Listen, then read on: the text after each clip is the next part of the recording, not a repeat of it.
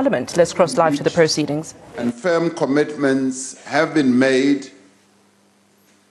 Government, for example, has committed itself to ensure policy certainty and consistency. It has also committed itself to strengthen the capabilities of the state. Government has also committed itself to end corruption and wastage and to sustain investment in economic and social infrastructure. We are working to create what I would call an enabling environment for business to invest, for business to thrive, and indeed to create jobs and reduce inequality in our country. As part of the contribution, business should also undertake to invest more, to create more job opportunities, and implement measures to reduce income inequality, improve the working conditions of working people in their firms, and to invest in skills and also to develop innovation. Labour should work with employers to strengthen collective bargaining, to reduce labour instability and support measures to improve productivity all round. We look to civil society to mobilize South Africans from all quarters to participate also in the economic recovery that our country so yearns for. South Africa has demonstrated at critical moments in our history the value of cooperation among social partners to tackle what people would have called intractable problems. This we have demonstrated, and some people even begin to suggest that it is within our DNA as a nation to be able to work together to resolve problems and to tackle what many around the world would have regarded as intractable problems. The one that we did to good effect, even though we still have to complete the task, was to end apartheid. Apartheid was regarded by many in the world as an intractable problem. And in fact, when they looked at our country, they thought that South Africa would just descend into a racial war which would consume as many people in the country as they could imagine.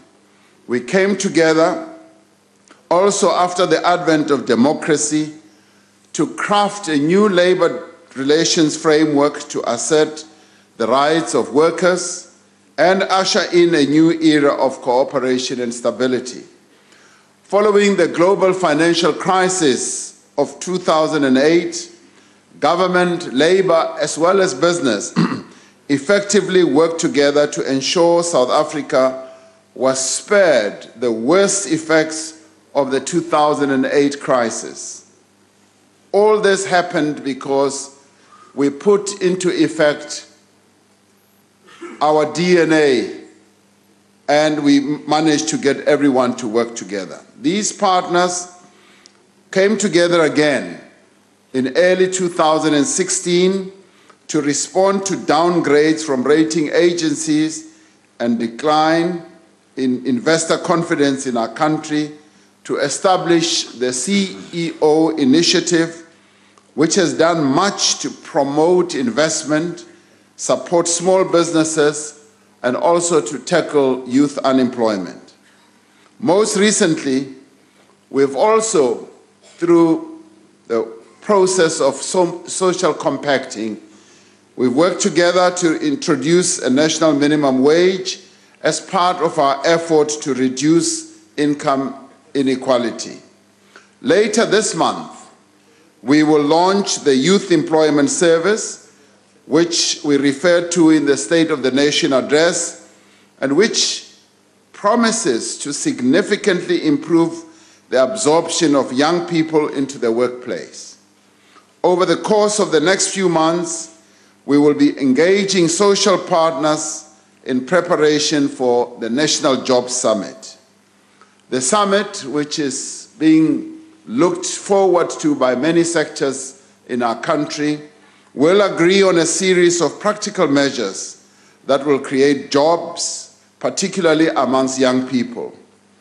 The outcomes of that summit will form an important part of the broader social compact that we're striving to build. It will be supported by cooperation in other areas, such as in the deliberations, which we are having right now, which the Minister of Mineral Resources is leading on the mining charter, consultations on land reform, preparations for the social sector summit, engagement in NEDLAC on comprehensive social security and other matters, and also on the ongoing work of the CEO initiative. There is much that we do need to do to achieve a sustained and durable economic recovery in our country, working together and bound by a commitment and a common vision of a just and prosperous society. I am certain that we will be able to succeed. And all these things are part of the social compacting process that is underway. And some of these we may not see immediately, but social compacting is taking place on an ongoing basis as many South Africans get together to discuss matters of great interest to them, and some of those matters may even be those that we think have no solutions. But they work together and they do find solutions.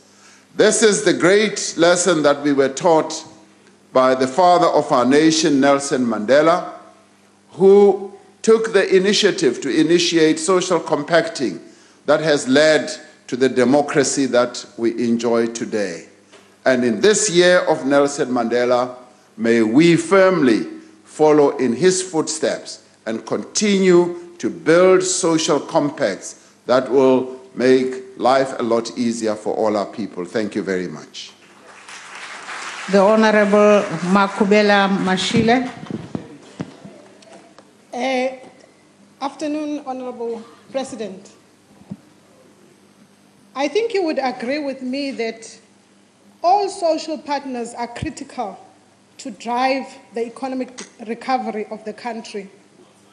And I want to know that how will government, through the NEDLAC process, at the NEDLAC level, ensure that all social partners who are critical to drive the economic recovery and pursue a common vision for the country, ensure that there isn't any unnecessary conflicts among social partners.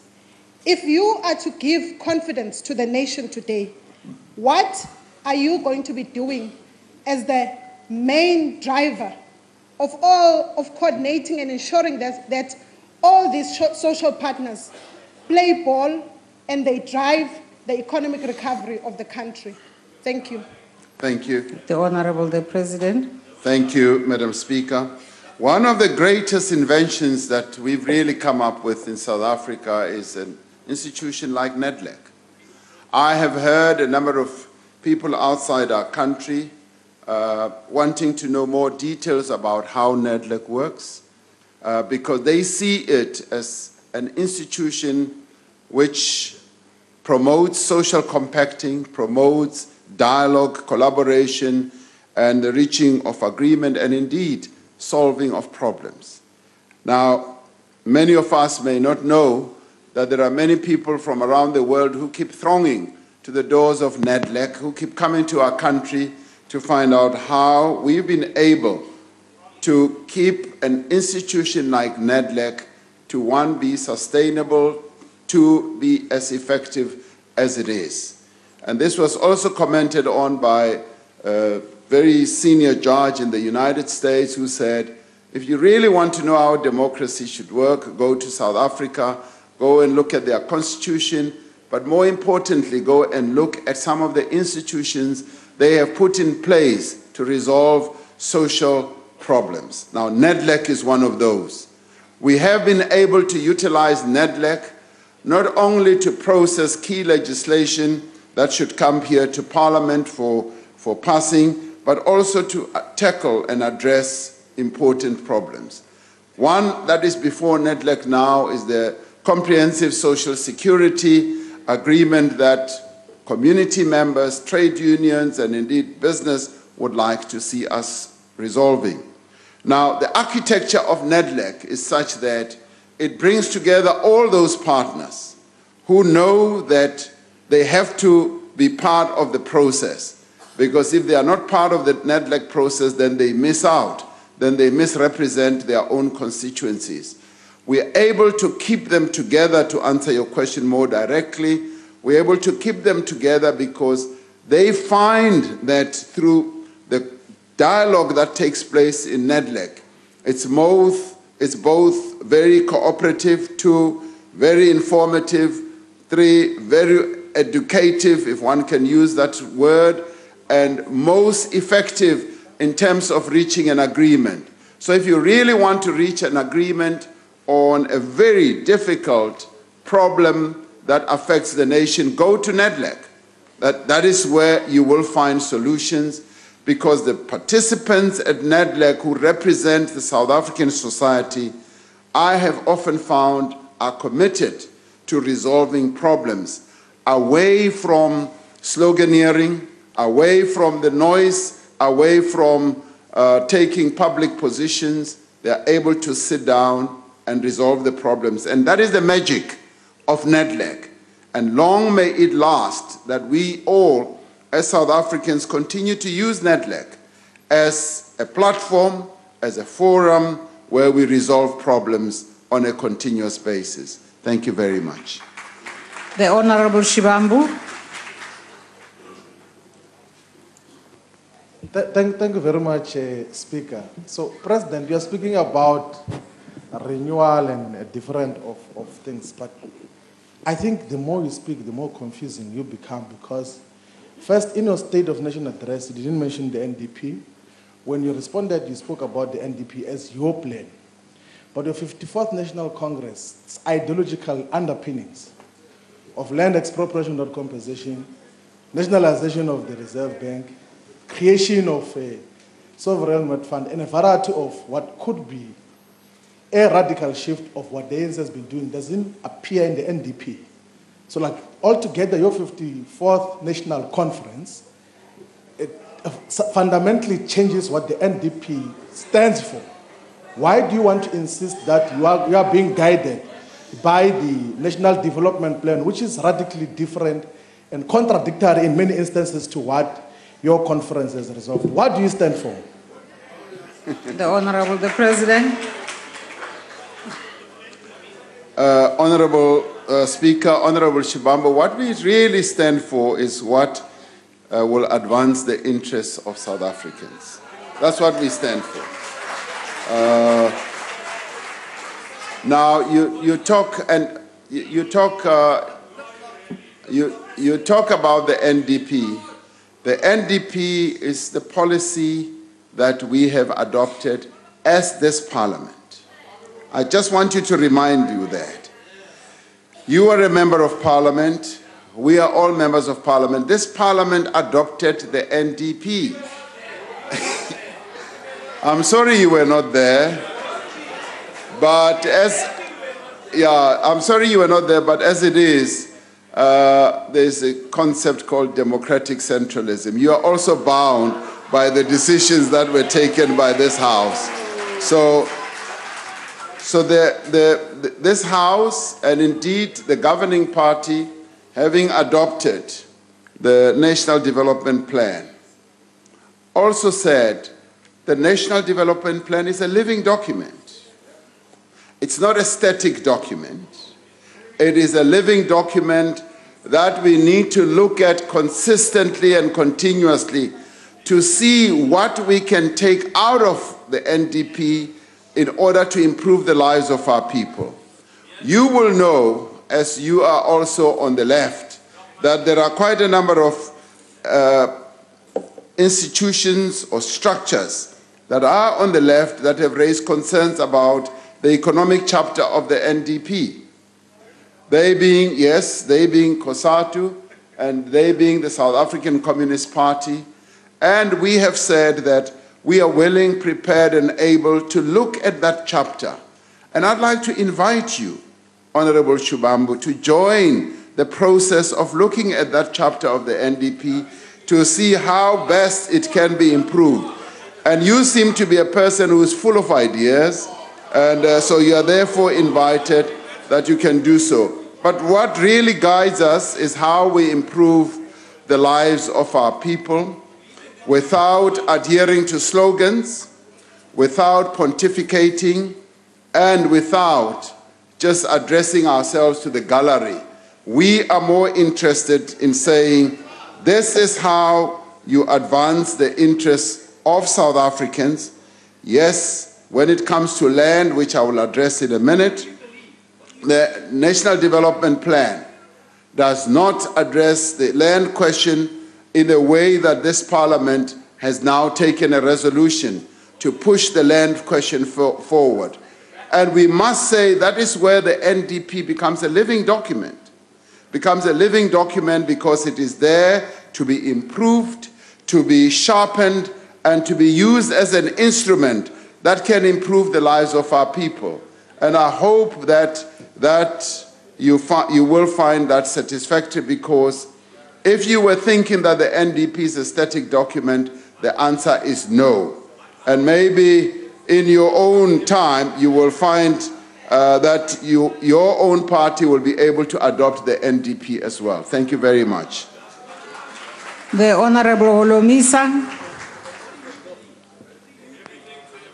Madam Speaker, Mr. President, given the emergence of new players in the labor movement terrain, such as SAFTU, as well as the need to always improve the relations within the socio-economic forum, is it not time that you consider to reconfigure the structure of NEDLAC in the interest of building cohesion and enhancing industrial relations?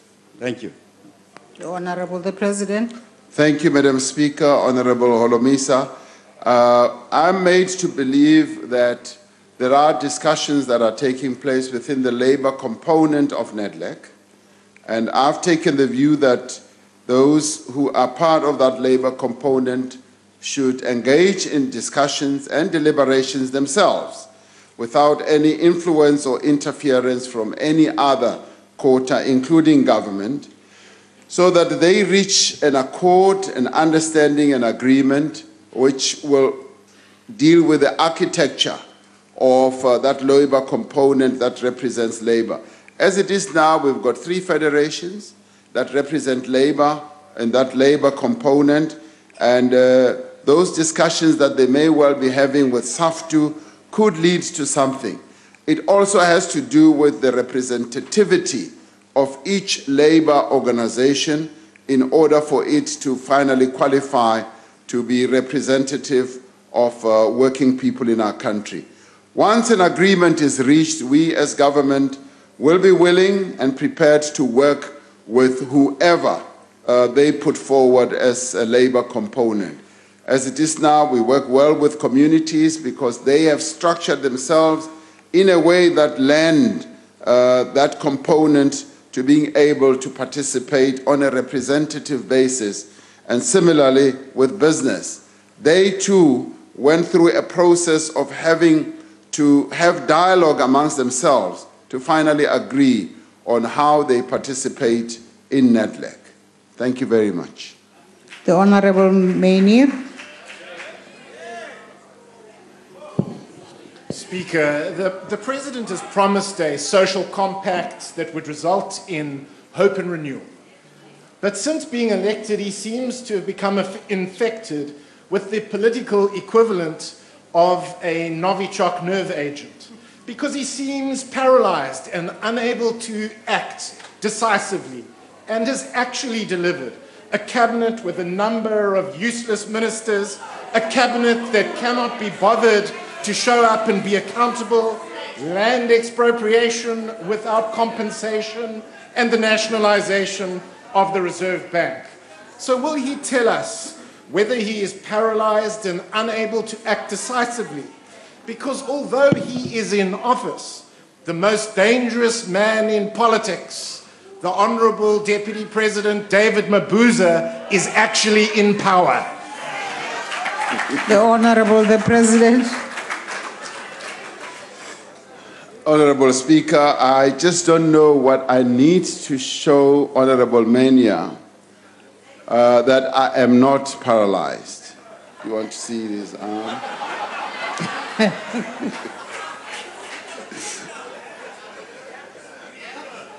Honorable Speaker, quite frankly, that question does not even deserve an answer. And the only answer I can give him, he having possibly wasted a great opportunity of asking a meaningful question, is to say, I am not paralyzed. Thank you very much. We now come to question number 2 from the Leader of the Opposition, the Honorable Maimane. Madam Speaker, thank you. Land is central to human existence. Land is about dignity.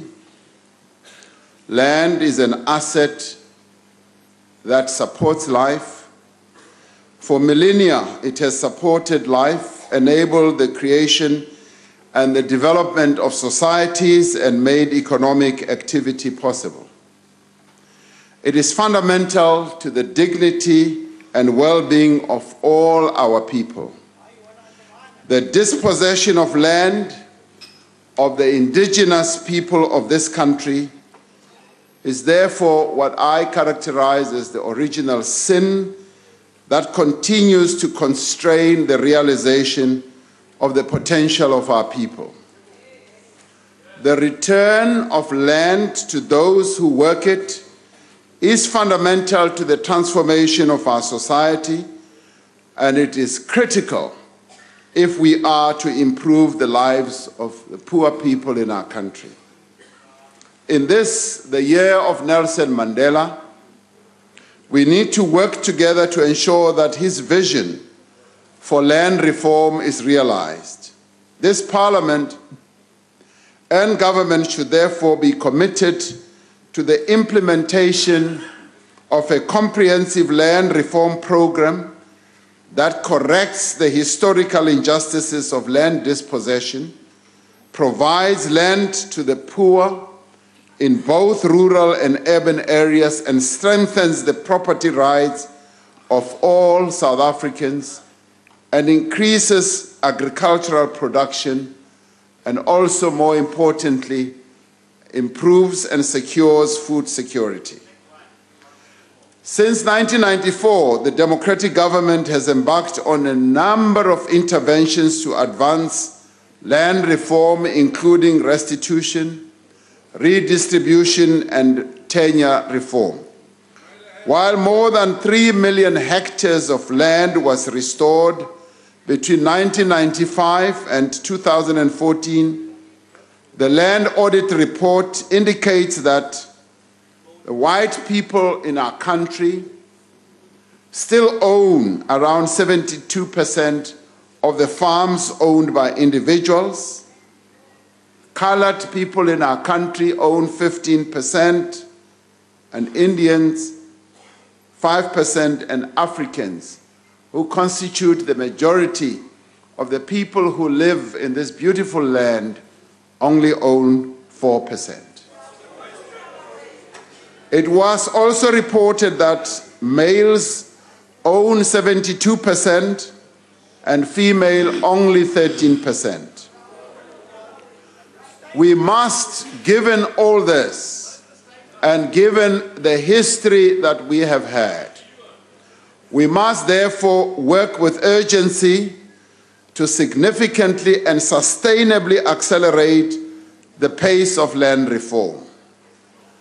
Because if we do not do so, this problem that has stayed with us as a nation for hundreds of years, when the dispossession of land started in this country and reached its zenith point in 1912 when the ANC was formed, primarily to fight against land dispossession, will implode in our hands.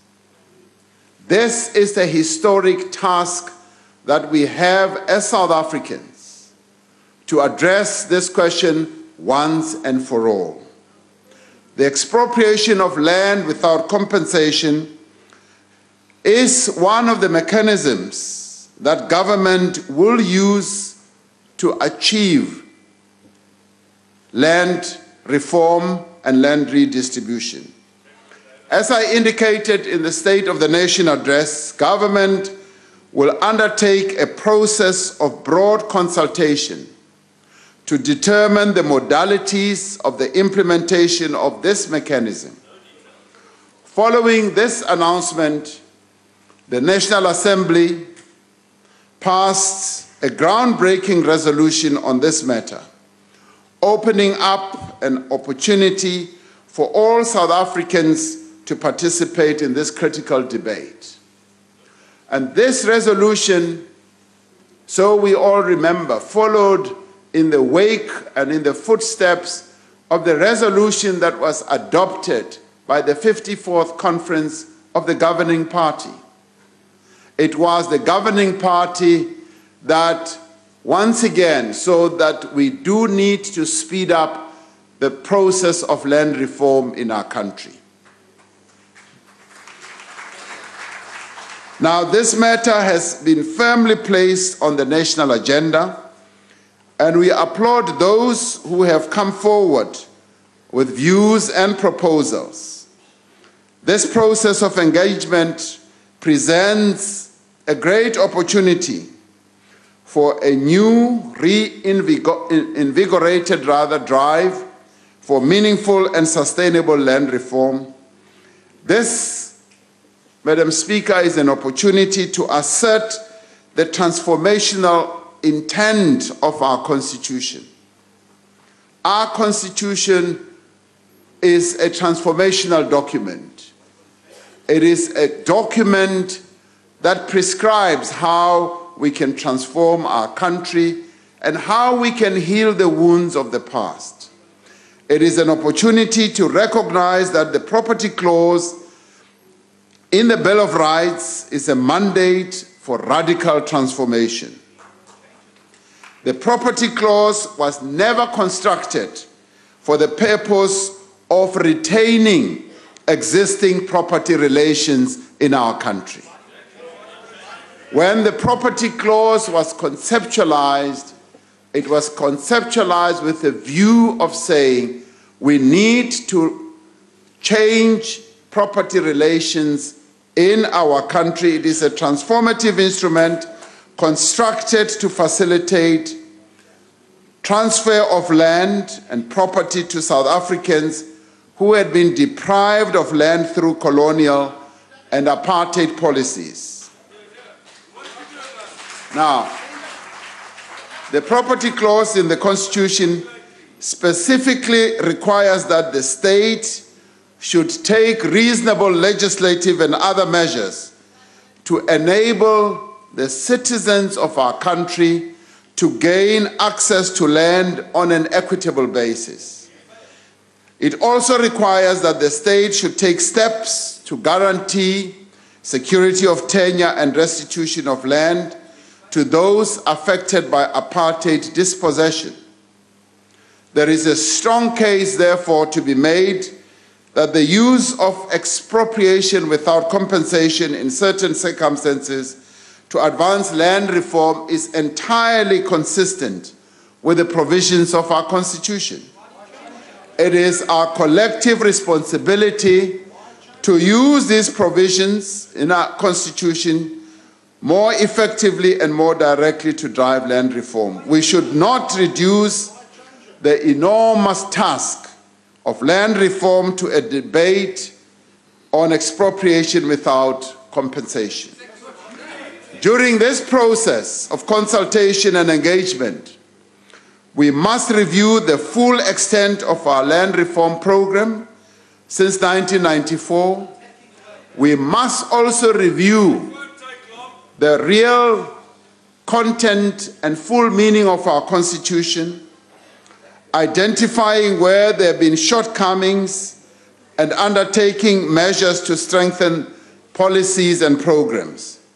One of the areas where we must acknowledge a lack of progress is with respect to processing of claims by labor tenants. We therefore must take seriously the responsibility given to government by the Supreme Court of Appeal to urgently develop a program to process outstanding claims. It is clear that we must strengthen the institutions that have been tasked with effecting land reform, ensuring that they have the capacity and resources to meet the needs of the poor.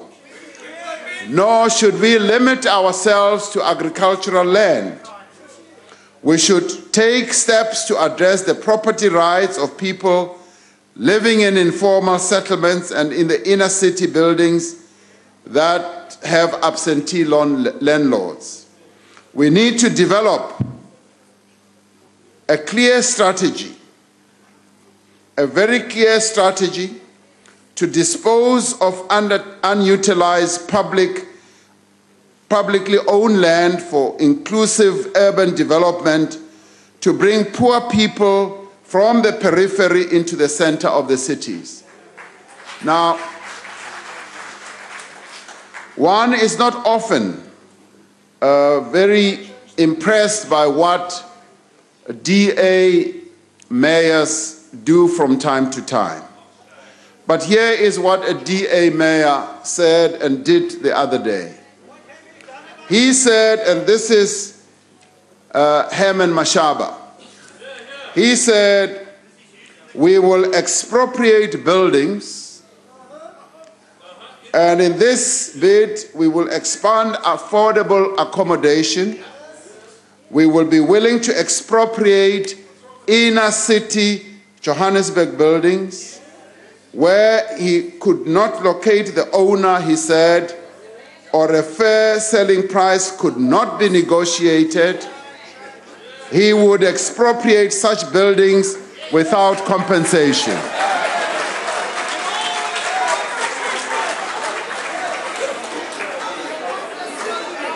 Now, this, colleagues, begins to tell you that the resolution that was adopted here is actually a very correct resolution.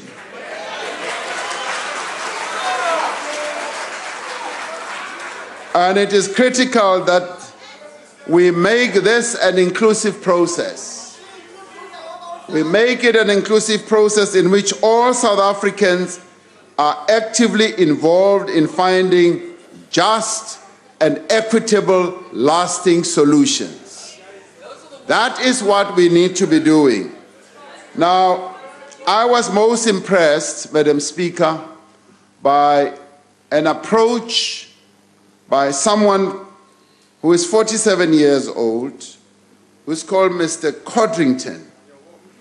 He has advised white South Africans against feelings of panic about these developments, pointing out that a careful reading of the motion that was passed here on the 27th of February, amongst many other things, acknowledges that the African majority was only confined to 13% of the land, while whites owned 87% of the land.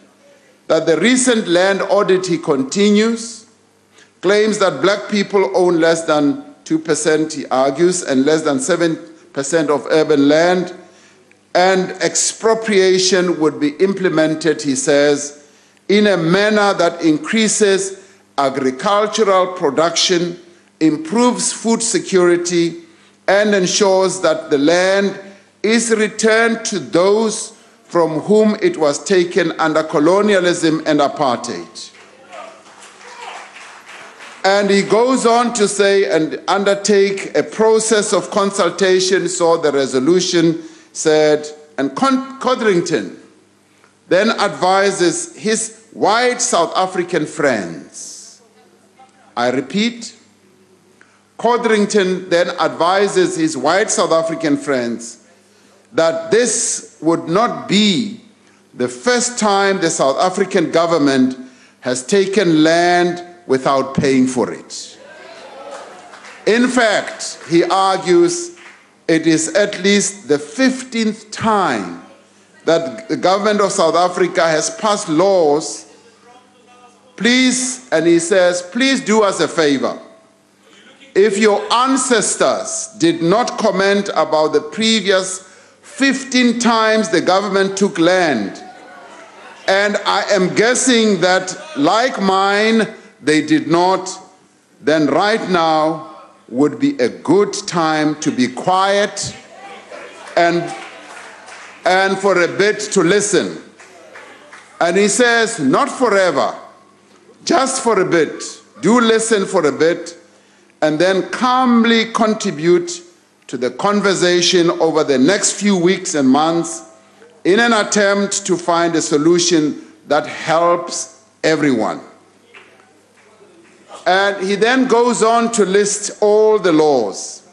Now, this process that we are in, Honorable Maimane, because Mr. Codrington is also addressing himself to you, who has asked this question. And he says it would be good for all of us to pause a little and listen a bit. It requires responsibility and the maturity of all leaders. We should not pretend that there is anything revolutionary in encouraging our people to illegally occupy land, nor should we resort to the kind of swart gevaar electioneering that some parties have resorted to. Let us engage in this debate as a nation. I invite all those who are angry, all those who are anxious, all those who are uncertain, and some who are excited, and those who are inspired to be part of the finding of a solution on this issue. Throughout the process, we need to work together, guided by the needs of the poor in our country, the poor who are landless. We should be guided by the understanding that our Constitution, instead of being an impediment to transformation, explicitly demands of us that we take decisive measures to redress the injustices of the past that were given rise to by dispossession. And this is also a time when we do need to sit back and listen to the stories, the heart-wrenching stories of many South Africans whose land and assets were dispossessed from them, and ask ourselves, particularly us who have land, particularly us who have assets, what would we have them do? Because right now they have nothing. This Parliament is called upon, yes, to come up with solutions. As we speak now, this Parliament has an opportunity to deal with this matter through the resolution that we have passed, by establishing the Constitutional Review Committee and also having dialogue or consultations throughout the country. Just yesterday, the court dealing with the issue of labor tenancy resolved that this matter would best be resolved through negotiations and sent the litigants back to go and negotiate. From a government point of view, we are saying the governing party, having come up with this resolution, it is now time for all of us to sit back and begin the process of seeing how best this resolution that the governing party resolved on at their conference can be put to effect. I have initiated a process where we will have a dialogue with a number of people and experts, both constitutional experts on the land issue, to begin the process of discussing this matter with a view of coming up with solutions that are going to give credence to what we resolved here on how we can use land as an opportunity to grow our economy and how we can use this opportunity to increase food production in our country. So I invite all South Africans, rather than be scared, hide your head in the sand, run away, scream and say there's a swart gevaar coming, land is going to be taken, and title deeds are in danger. I say, come to the party, let us discuss this matter and find solutions.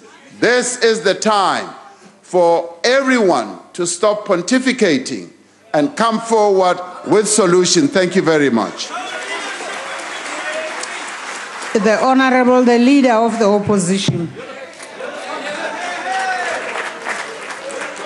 Thank you very much, Mr. President, and I really look forward to many more of these sessions and engagements.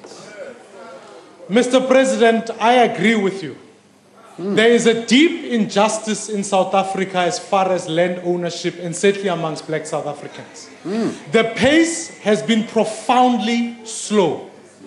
And I think former President Kgalema Motlanthe, in his high-level panel review, agrees. But he cites the fact that the problem is not the Constitution. The problem is corruption, an incapable state, a lack of budget, and your government. What President Kgalema Motlanthe and Dikgang Moseneke agree is that amending the Constitution is not where we ought to start, and that's why Herman Mashaba must test the clauses in that Constitution to show he can deliver. You, Mr. President, are a recent convert to expropriation without compensation, and you've proceeded now to say, against international experience, that in fact you can expropriate without compensation. It's clear, countries that have done that, investment goes down, unemployment goes up, life expectancy suffers, and it harms the very poor people we are describing. So here's my question to you, Mr. President. How do you reconcile your newfound view with this view that you can either have expropriation without compensation or, in fact, a growing economy that empowers citizens to own property in their rights? You can't have both. Tell us, please. The Honorable the President. Thank you, Honorable Speaker. It's quite clear that the Honorable Maimane is not listening. He clearly is not listening. And I don't know whether he's short of hearing. He is so close to where I am, and maybe I should go and whisper to him, then he will hear better. Now, clearly, what we are talking about is not within the great understanding that he has.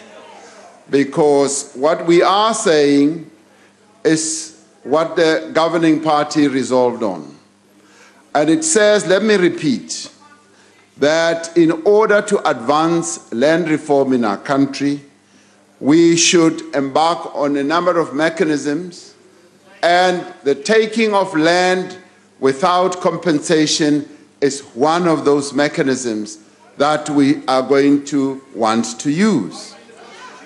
Now, the process of doing so, clearly, the governing party has said we want to have a broad discussion.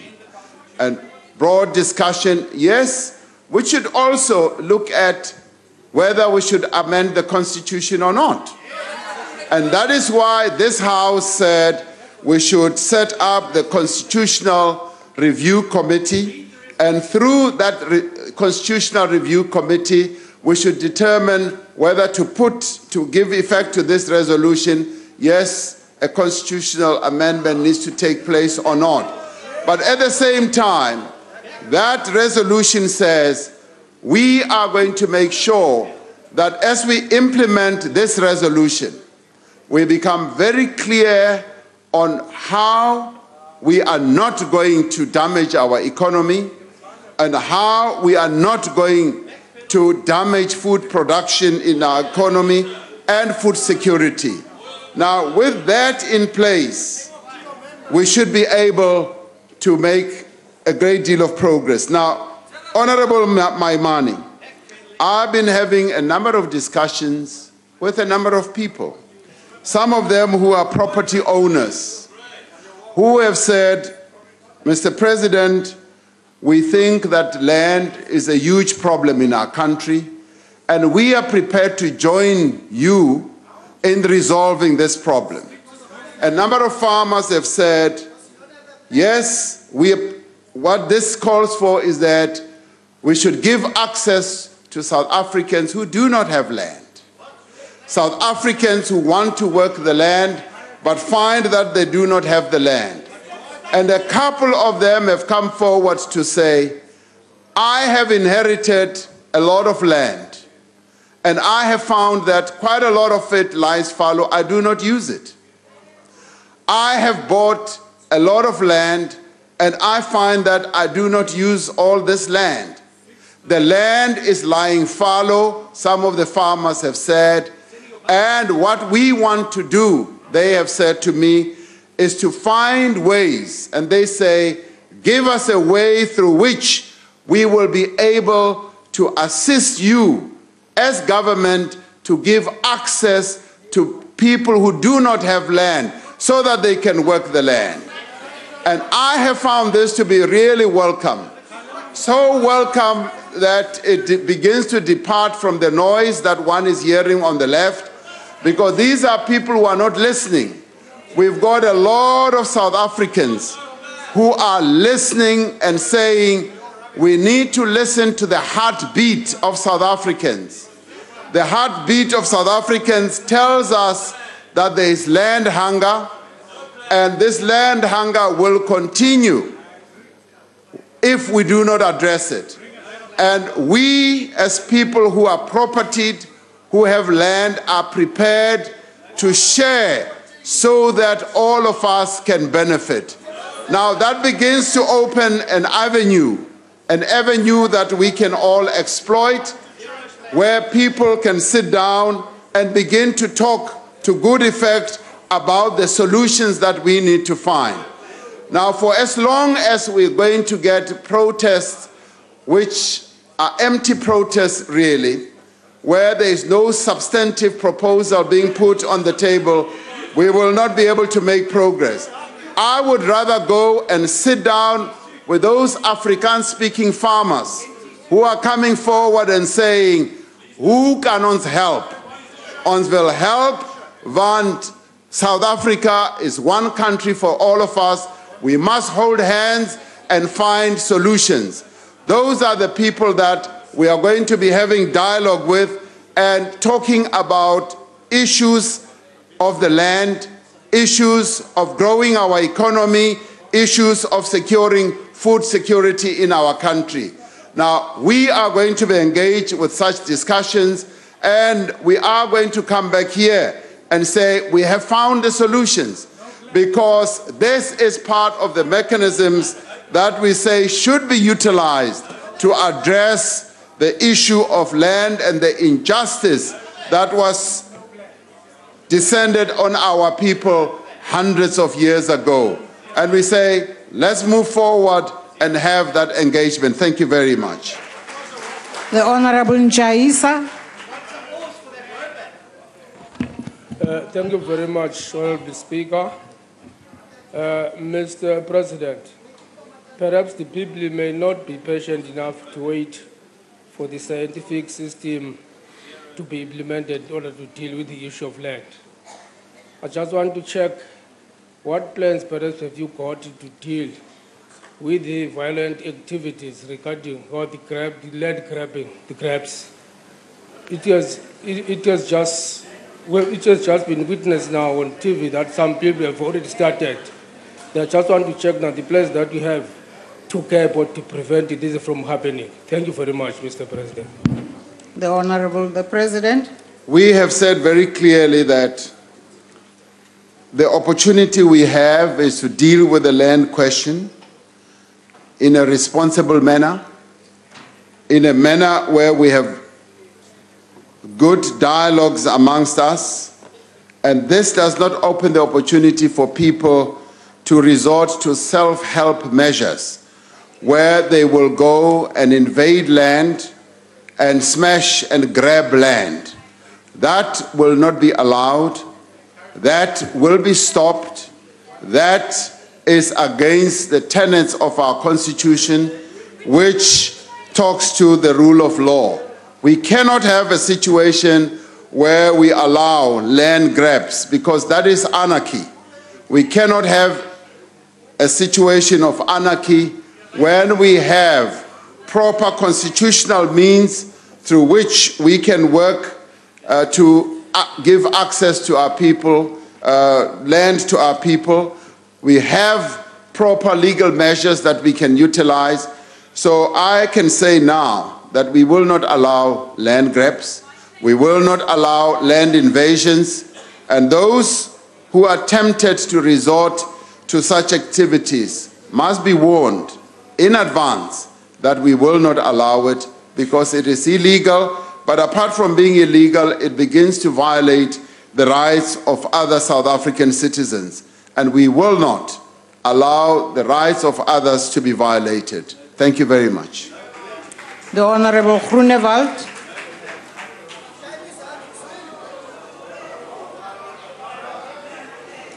Speaker, ek wil begin om vir die agbare president te sê, u sal 'n beredeneerde argument oor grondhervorming kry as die uitgangspunt aanvaar word dat bestaande wit eienaars van grond die grond op 'n regmatige, op 'n eerlike en op 'n hardwerkende manier verkry het. Hulle werk hard om Suid-Afrika te voed. Dit moet die uitgangspunt wees. Verder wil ek vir die agbare president sê, onteiening sonder vergoeding gaan nie u grondhervormingsprobleem oplos nie.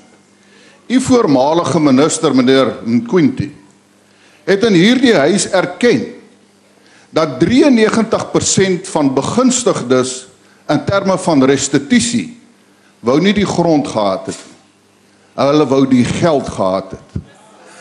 U eie minister het erken in hierdie huis dat die staat het 99% van grond wat in grondhervormingsprogramme verkry is, die titelaktes bekom. Nou is my vraag aan u, agbare president. Dink u nie, as u 'n sukses van grondhervorming wil maak, dat die meer as 4000 plase wat tans in besit van die regering is, dat dit eers verdeel word en aan mense gegee word? En dan wil ek laastens vir u sê, ek stem saam, regte moet beskerm word. Maar agbare president, op grondvlak, as 'n grondeienaar se grond beset word onwettig en hy skakel die polisiestasie, dan sê die polisie ons kan niks doen nie. Dit moet onmiddellik reggestel word. Jy kan nie verwag dat 'n persoon eers by die hof 'n aansoek moet kry nie. Die polisie moet dadelik optree. Ek is 1 minute over. Honorable President. Thank you very much, Honorable Groenewald. Ek stem saam dat ons moet, wat al die dinge wat ons gaan doen, ons moet ook kyk oor die land wat nou op hierdie oomblik in die staats se boek sit. Because we have a lot of land. Now, you know, one needs to look at this. We've got categories of land in our country. And we've got a number of farms that are owned, yes, lots of land that's owned by the state. And we are saying part of the interventions that we should embark upon should be to address the land that is owned by the state. And that land, to the extent that it is possible, should be parceled out and given to our people. That should be done. And there's quite a lot of land that is owned also by our state-owned enterprises, by our various government departments, as well as local government. Now, where there is a need and a hunger for land, we are saying one of the interventions should be that land should be made a priority for distribution to our people. I agree with you completely. When it comes to things like land grabs, yes, I hear you. We will not be allowing police just to stand by when land grabs are taking place. The police's job is to uphold the law, and when reports of land grabs happen, the police must immediately ensure that those who are perpetrating those acts are arrested. That's what should start happening. Now, we are serious about the issue of land, and we will be looking, Mr. Groenewald or Honorable Groenewald, to all those categories of land. And this is by no means the only category. The other category, of course, is land that lies fallow without any owners taking account of it or being accountable for it. Land that lies fallow, that is disused, that has absentee landlords, that's also land that is going to be looked at. Herman Mashaba is looking at buildings, and he wants to take them without compensation. And in the course of all that, he's also going to take some buildings that may well also have owners who owe the municipalities monies and what have you. Now, there are various mechanisms that can be utilized to address the issue of land. And let me say that one size does not fit all when it comes to land. We need to look at a variety of methods, and that is why the call for dialogue, for discussion, becomes relevant. Because it is when we are able to sit down and talk about this and hear the experiences of poor people, but at the same time hear the offers of people who have land, who say that in response to the poverty that we see, we are prepared to even give land to those who want to work the land. So as South Africans, we are going to be coming up with a number of interesting proposals, Honorable Groenewald, and that is why I say we should not be too angry, too scared, too anxious to get into this debate. Just like when we approached democracy in our country, many people were so fearful, many people were so anxious.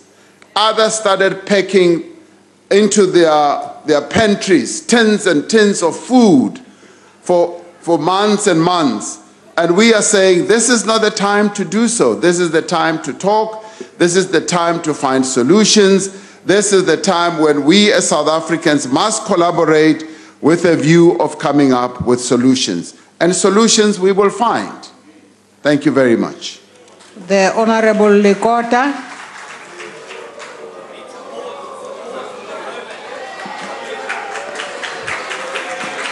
Madam Speaker, may I ask for your protection, please? I have a right. You are totally protected, Honorable Thank you very Lekota. much. Yeah. Honorable President, I am very, very disturbed that suddenly, we are no longer all South Africans. Some of us are Indians, others are colored, others are what?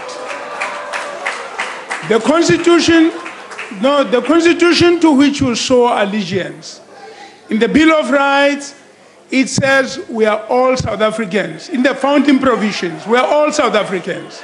We have the same rights, etc., etc. It is for that reason, if only I can have a chance.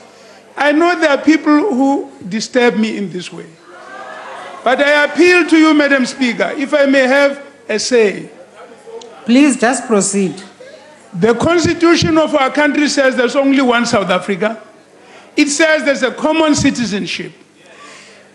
Now you started saying, and I asked you the question, we will take land from others and give it to others. Or rather, in fact, you said we'll take it from some and give it to our people. And I asked you, Mr. President, who are our people and who are not our people? Because, let me tell you this, in all the years that we struggled to democratize this country, we were being taught by the leaders of our struggle that we want peace and stability in this country so that we can deal Order, honorable members. Allow Honorable Lekota to finish. Those who make noise don't win an argument. I say this. The reason we wanted peace and stability was so that we can be able to deal with the intricate problems of this country. At Codesa, now your time is over, even by a minute, a full minute. I will still talk about it. The Honorable the President, I'm sure you'll figure out which one is the question. Thank you, Madam Speaker. I actually haven't quite figured out which one is the question. To the extent that maybe one could have heard Honorable Lekota, our people are all South Africans. But we lay more emphasis on the people who are poor in our country, who are landless in our country. Honorable Lekota, those are the people who we are seeking, whose lives we are seeking to improve. And I would have thought that all of us, including yourself sitting here, you are here to advance the lives of our people who are poor, who are landless, whose lives have been so destroyed by the legacy of apartheid. Those are the people that we are talking about. So I don't know exactly what your lack of understanding on that is all about. Thank you very much. We now come to question number 3, which was posed by the Honorable Malema to the President. The Honorable the President.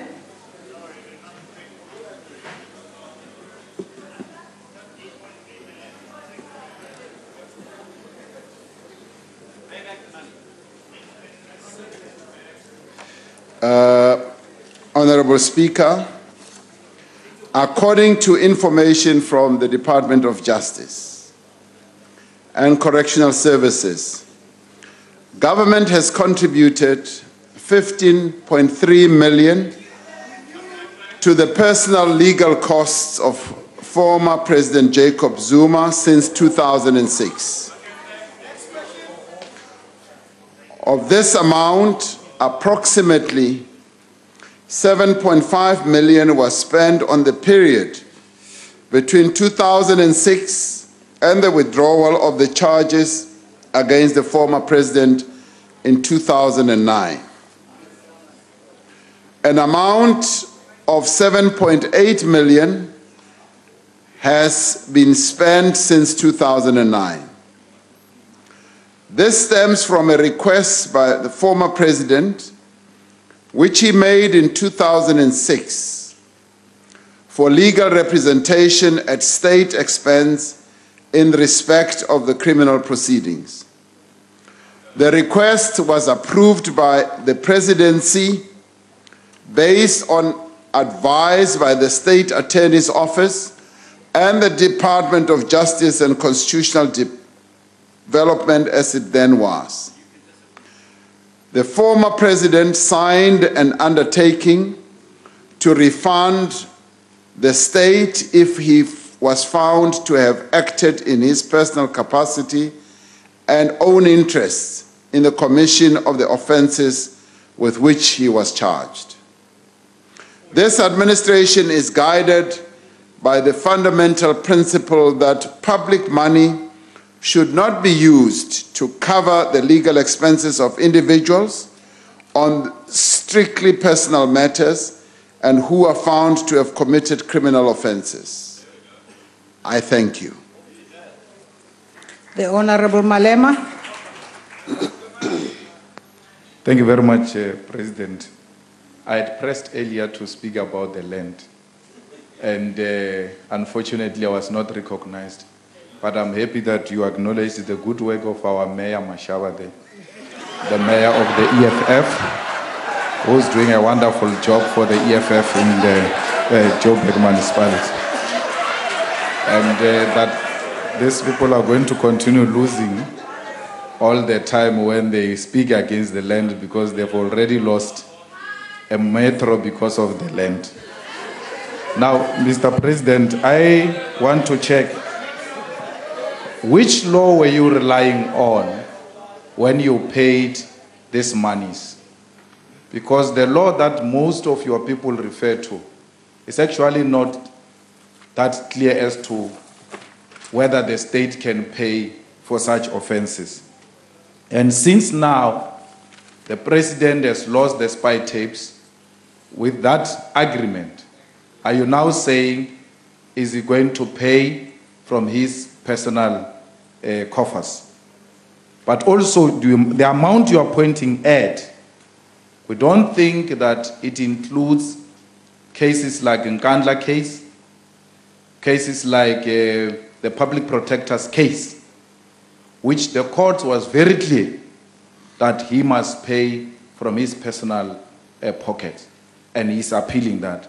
So if you were to take almost all these cases, that amount will not be accurate, because in our own calculations, we are sitting at almost 64 million, which has been paid for legal costs of the former president, the delinquent himself, who you kept and is still campaigning for you, creating an impression that there are two presidents in your ruling party.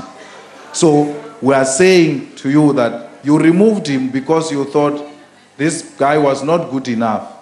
He has cost us a lot of money as the state, yet he's good enough to campaign for your beautiful face. Because now he's carrying your placard.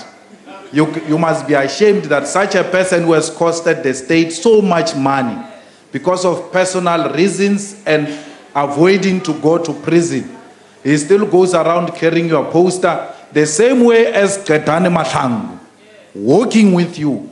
You are so proud to walk with delinquents around you and claim to be clean.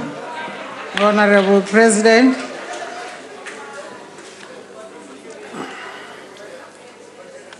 Thank you, Honorable Speaker. The amounts that have been collated are the amounts that the Department of Justice and Correctional Services has been able to collect up to now. Honorable Malema is quoting amounts of 64 million. I am not aware of that. We have been using the agreement, Honorable Speaker and Honorable Malema, the agreement that was struck between former President Jacob Zuma and the government as this instrument that has enabled the government to help pay the money on the understanding, as the agreement clearly states, that the money will be paid back if he is found to have been personally responsible for these acts. Now, that was an agreement that was struck. Now, we also need to make a distinction between the payment, the various legal cases that have been going on to which he has appealed. He has appealed against certain cases where legal costs have been involved, and those need to be separated from the ones that we are talking about now. The ones that we've spoken about being 15 million, having divided them into two categories. So those are the ones that we have deeper knowledge of, and the instrument which you ask, which instrument did we use? We used the agreement, and clearly it is. I will need to check that more closely. I will need to do that. This is not the first time that this has been done. It has been done before for other officials, and indeed, because you see, the acts that former President Zuma was charged with, he was charged with acts that arose as he was occupying a government position. Yes, it was. No, it was not before. It was as a result of conduct that had to do with him occupying a government position. And in that regard, yes, there is a practice that those who are charged for activities, be they criminal or otherwise, and this agreement covers that. The agreement covers that. For those who are charged, the government will cover that. And when the court and this is important because our judiciary is so independent that it does, even in the end, make a determination on the payment of costs, of legal costs. So once these matters are finalized, the court will be able to make a determination. And in this regard, they will even have line of sight of this agreement that has been reached. And I'm sure that when they do make a determination on basis of the outcome of the case, they will be able to determine how those legal costs should be dealt with. Right now, because the agreement is still in place, there's just no way in which we could right now say to President Zuma, in violation of the agreement that was reached, that he must pay the costs. And I know that it would be exciting on many people's minds that he must pay back the costs, but we have to wait until that case is finalized and a determination is made by court. We did it on the basis of an agreement. Thank you very much. The Honorable Alberts. Speaker. No, you can't have two opportunities, Honorable My question Malema. is not answered. No, Honorable Malema, take your seat. That's where we have a problem because my question is not answered. No, Honorable Malema. I've written a question to the President about which policy was he following. Honorable Malema, the President has responded to you. No, he says to me, you have to check He has told you that law. he has to check on that. But this was a written question to him long before he came here. It's Malema, here. He should have checked before he comes here. Now he says to me, take your seat, Honorable Malema. Even when I've written a question to him, what is the purpose of writing a question? Honorable Malema, take your seat. But my question is not answered, Speaker. What is the purpose of this exercise? Are we going back to a situation where... You are allowed to pursue that issue outside of this sitting now. Where will I see this guy? I can't see him anywhere. Where will I find him? We have to proceed to Honorable Alberts. I will look for you in Sundays. The Honorable Alberts.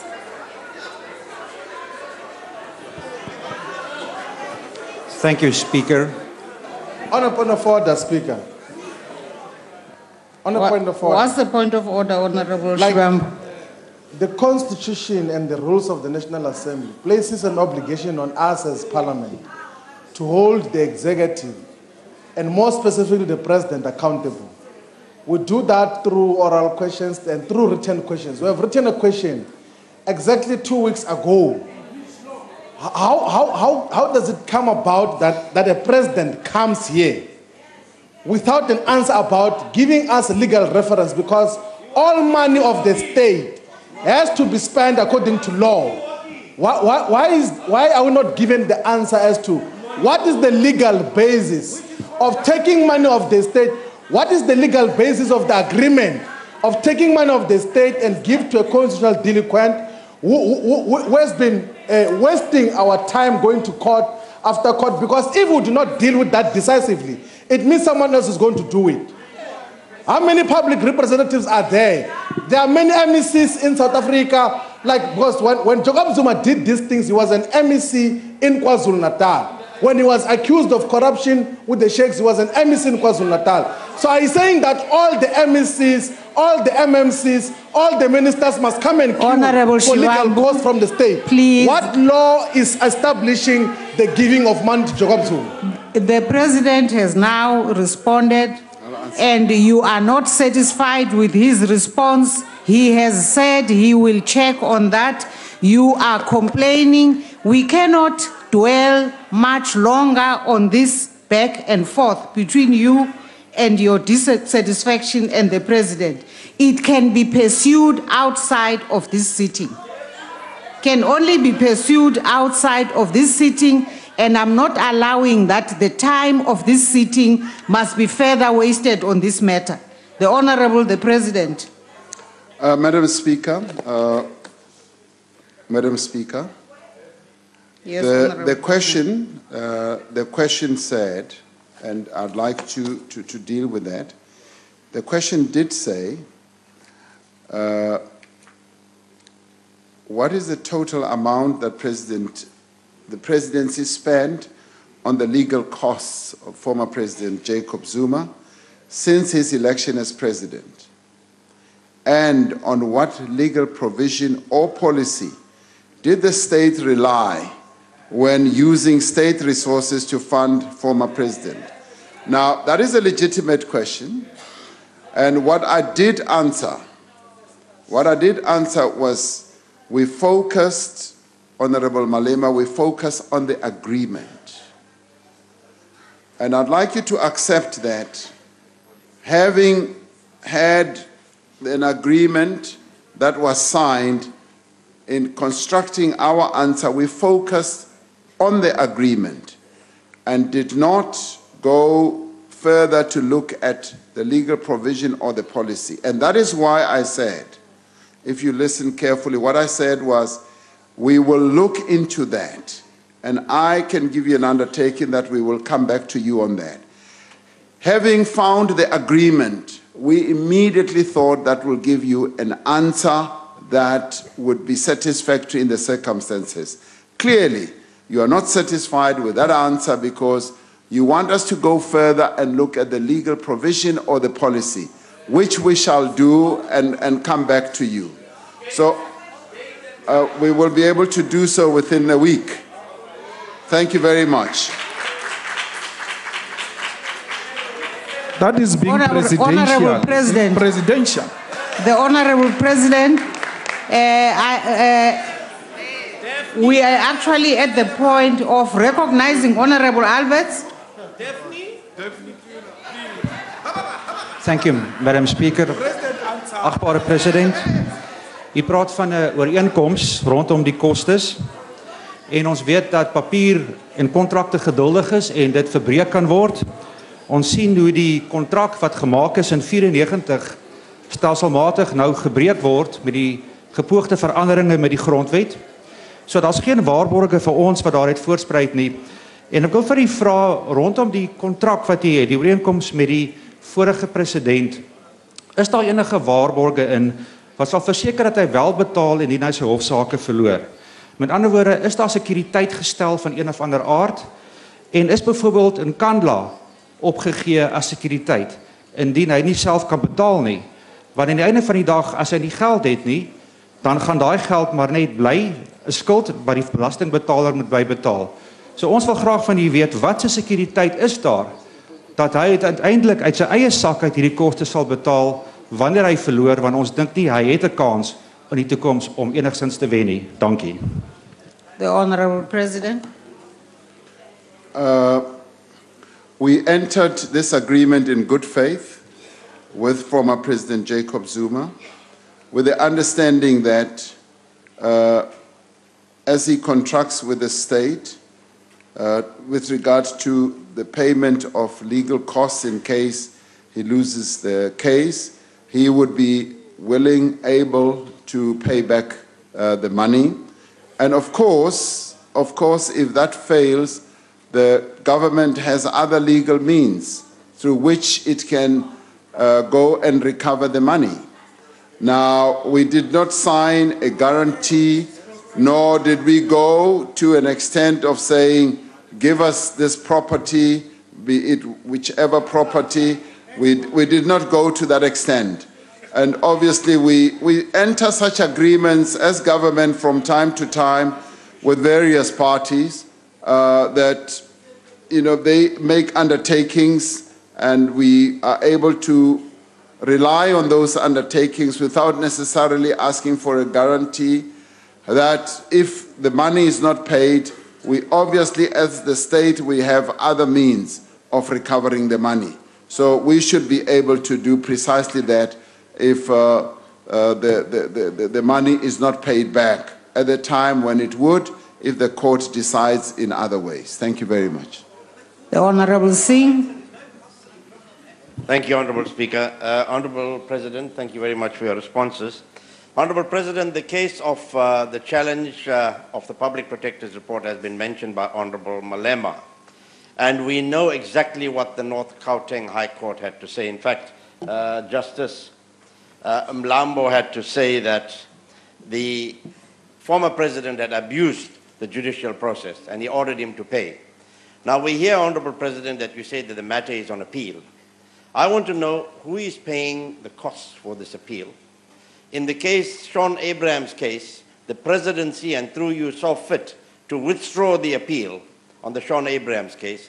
Is it not wise to advise former President Zuma that he should withdraw his appeal, cut our losses short, and make him pay back the 6 million rand odd of state taxpayers' money that has been spent on that case so far?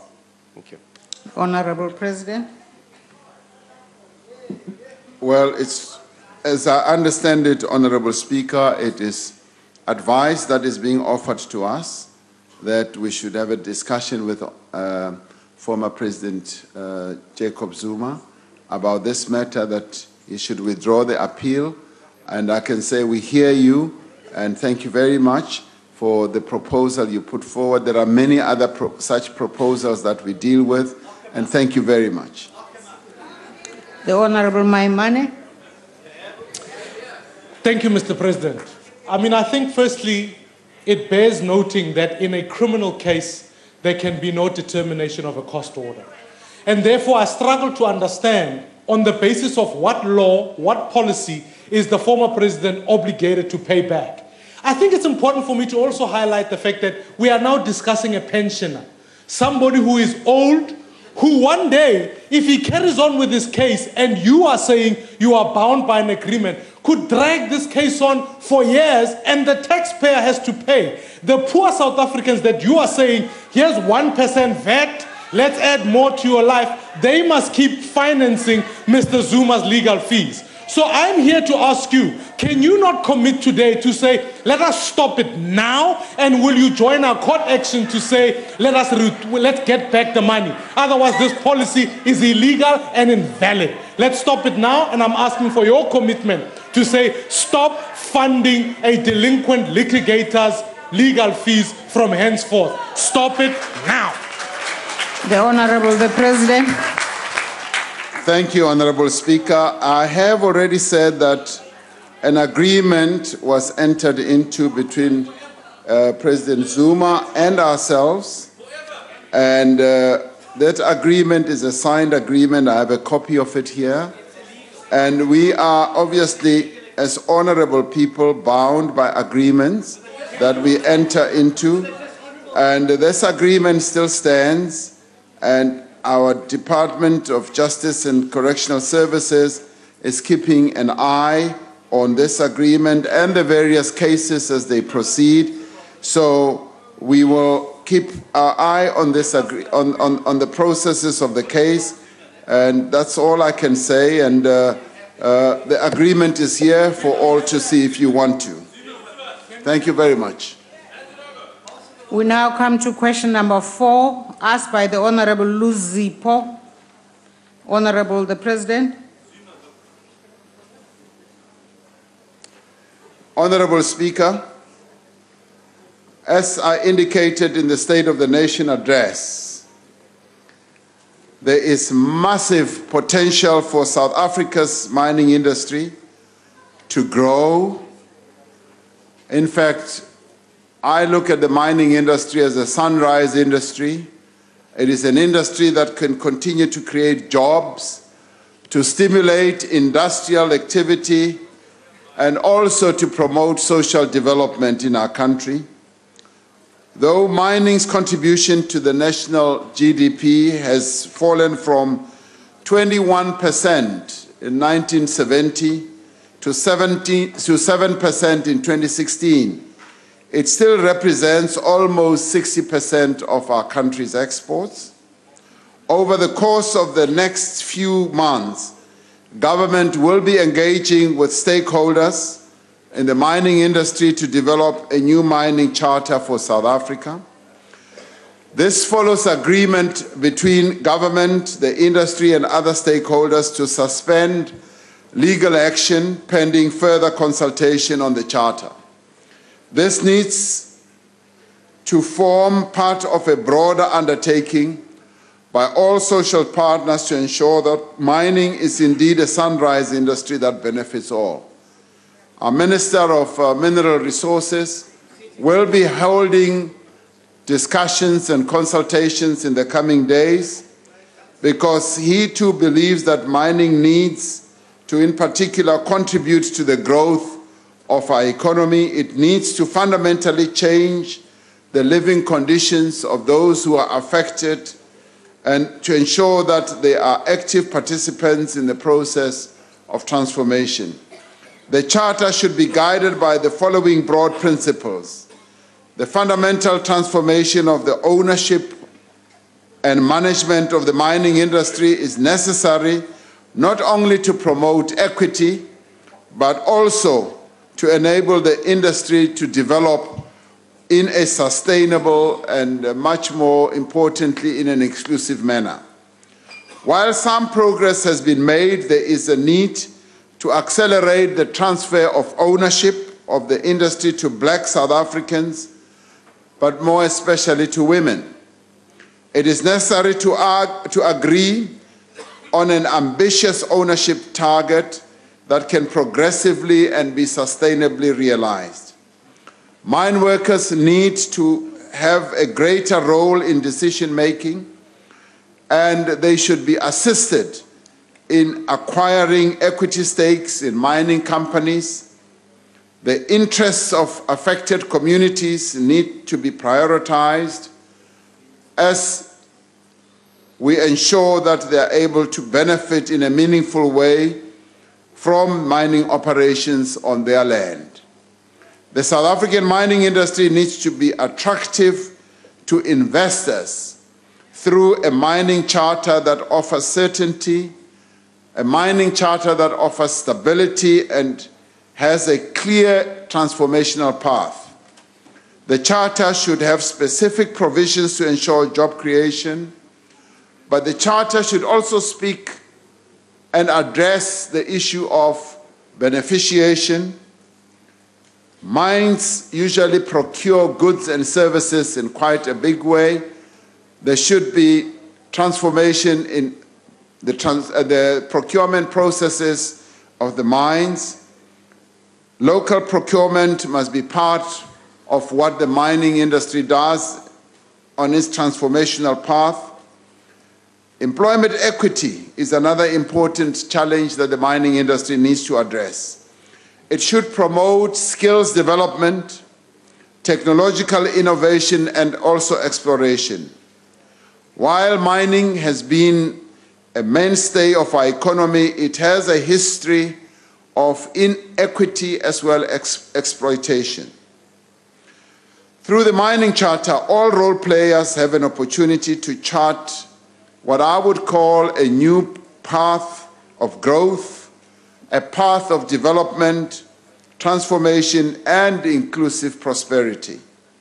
This is an industry that we need to pay more attention to as a country because it has for a very long time been the bedrock of our economic growth trajectory, and we can use mining once again as a growth industry, and we can use it once again as a great job creator, because underneath the soil of our country lies minerals that are waiting to be exploited.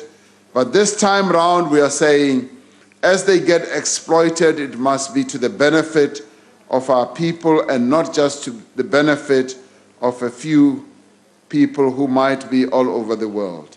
So we therefore are saying the Mining Charter is being addressed as we speak now, and we believe that an agreement will be reached, and an agreement that will lead to the benefit of the industry as a whole, as well as all the stakeholders who are part and parcel of this industry in the form of workers, investors, communities, government as well, and a number of other people who are part of making sure that our industry grows. Thank you very much. The Honorable Luz Zippo. Thank you, President. One of the key challenges in the mining charter is the issue of the absence of an assessment tool and assessment mechanisms based on the cycle that is subjected to by review, but also the internal capacity of the department in terms of monitoring and ensure that there is compliance. And therefore, this, at the end of the negotiations, can become the point of dispute. Therefore, the question is, what measures will the government put in place to ensure that the DMR, as a custodian for the implementation of those decisions, is able to properly administer and monitor implementation of the new mining charter so that it has an impact on transformation in the mining industry as intended by Parliament when it passed the MPRDA in 2002. Thank you very much. The Honorable the President. Honorable Speaker, the new Minister of Mineral Resources, Minister Mantashe, has hit the ground running. He has already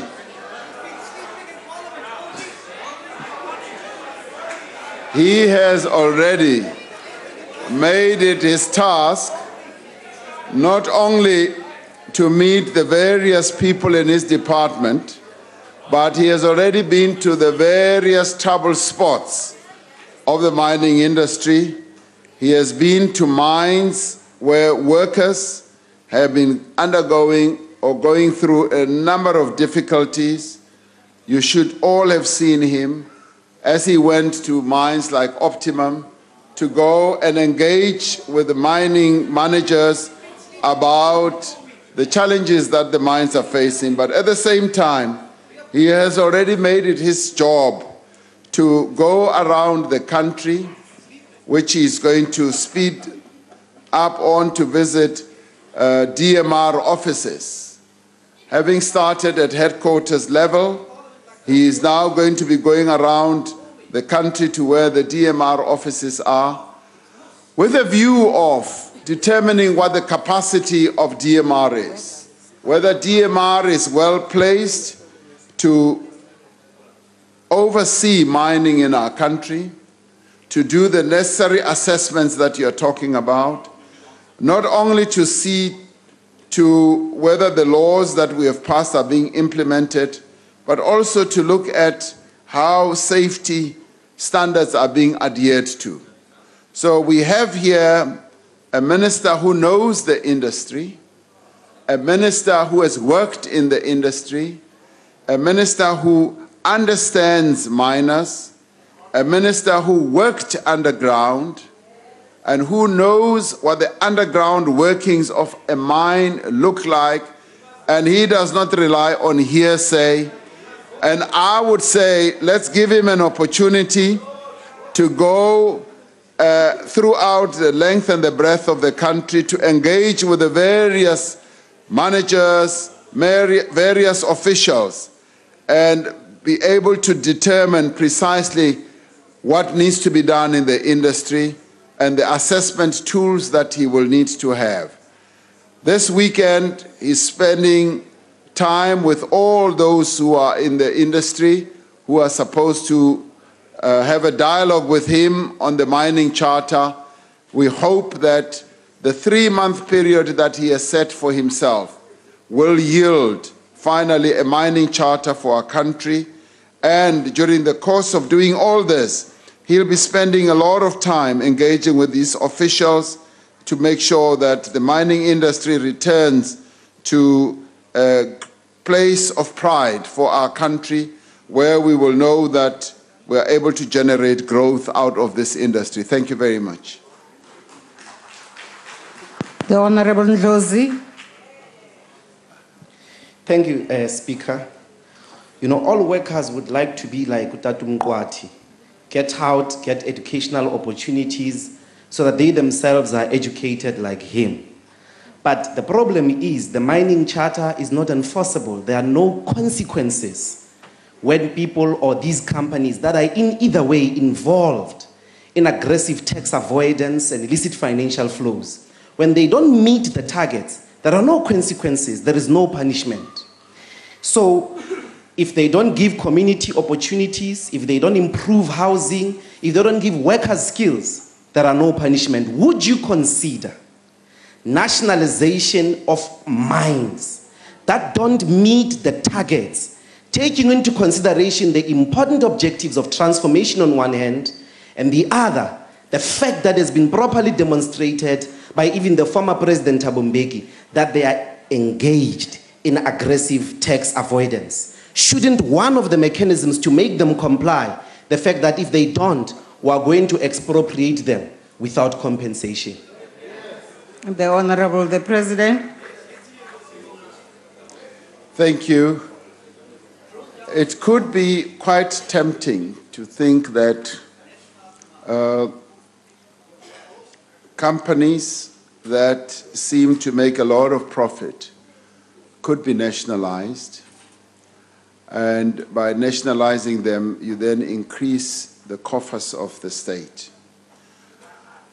But what comes with that, Honorable Ndlozi, is also the burden of having to capitalize those companies. Because you can go and take a mining company that is worth, say, 100 billion rand, and it could yield profits for a year or two. Then, because it is subject to commodities, the commodities tank, and then you have to put more money in. And that money, if we have nationalized it, will have to come from the fiscus. Because there is this thing that is called rights offers. They can come to the company as managers and say, we need to go and exploit a particular ore body and need to sink a shaft, and it's going to cost us 20 billion rand. You are a shareholder. We require that you should follow your rights and give us so much money so that we can go and explore that. Now, the risks and the dangers that lie in store is something that one needs to examine very carefully. Because it is all very well to say, go and nationalize, and sometimes you can be nationalizing. One, mining is a wasting asset. You could be pouring your money down a drain, and quite often, in my view, sometimes it's better to rely on people who have a huge appetite for risk.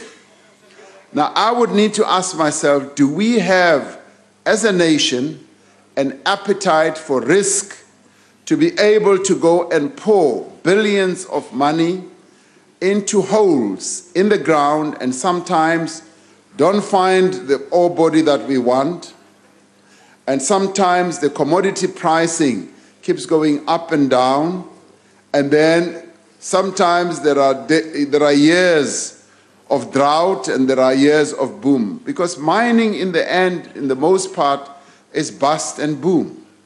You could go bust, you could also have great years of boom. Is that what we want to subject our type of state to, which is a developmental state, to processes like that? Are there other industries that would be better placed to be able to yield better? You may find that shareholders would say, yes, come and nationalize. Even if it is without compensation, take the burden out of our hands. Because quite often, those who are involved in the mining industry will tell you that as it is a wasting asset, it's an asset from day one, you're just going down. And you may just benefit for a short while. And is that what we would want to expose our general fiscus to? So, yes, 50 years of bust and boom. Bust and boom, Honorable Ndlozi. So would we consider that? I would be welcome for you to engage in research and assessment, but also to rely on the knowledge of people who have experienced it. Go and sit down and talk to Honorable Mantashe, who has been in the mining industry, and he will tell you what mining is all about. Mining is an industry that's not for sissies. Thank you very much. The Honorable Lorima. Mr. President, the mining charter is designed to be changed every 5 years. How is that compatible with a certain and predictable mining regulatory system that we need if we want to get investment? The Honorable the President. Clearly, every investor wants certainty on a sustainable basis. Every investor wants to know that the rules of the game are not going to change every now and then. And the mining charter that we are going to finalize should be the type of mining charter that will stand us in good stead for many years to come. Because otherwise it will be very difficult for us to attract investors and to ask people to commit their money for 20 years and more.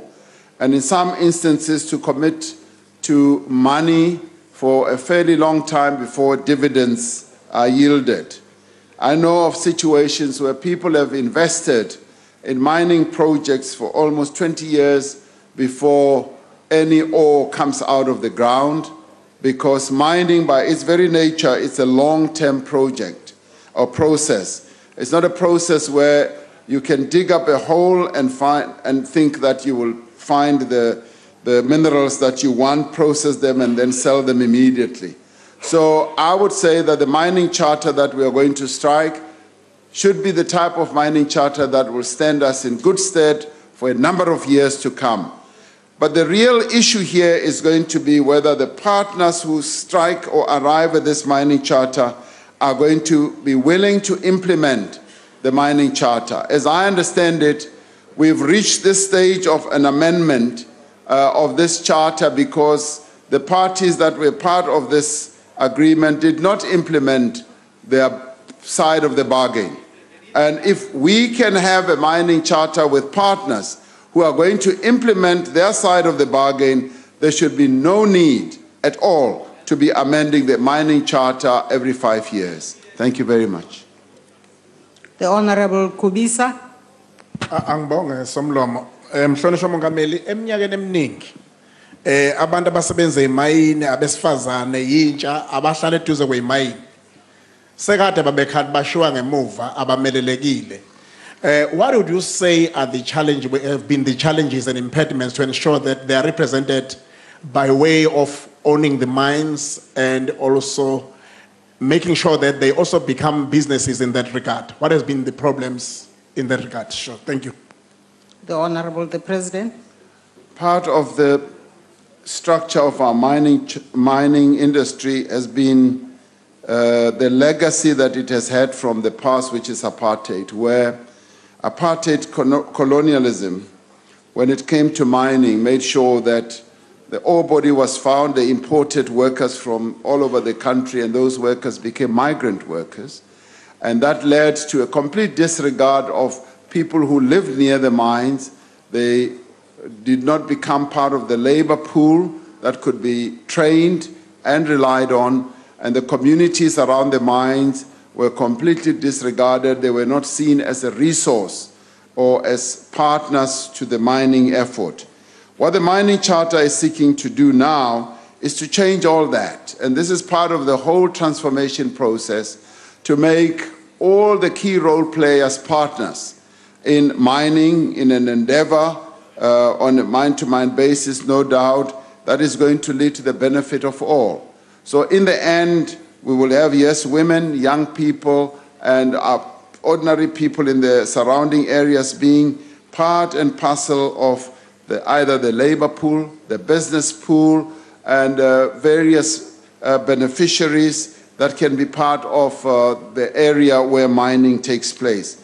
And to this end, we are saying procurement must take place. Quite a lot of procurement, we want it to be localized. We want the mines themselves to lead business entrepreneurship in the area, to develop skills, so that everyone who is near and lives near a mine must feel that it is an asset that they can all benefit from. Because after all, most of these mines are planted in areas that are either controlled or owned by our people as a whole. From a historical point of view, they should therefore benefit. So the charter that we are drafting now is going to be addressing itself precisely to that through various mechanisms that we will put in place. Thank you very much. We now come to question number 5, asked by the Honorable Hlengwa of the IFP, the Honorable the President.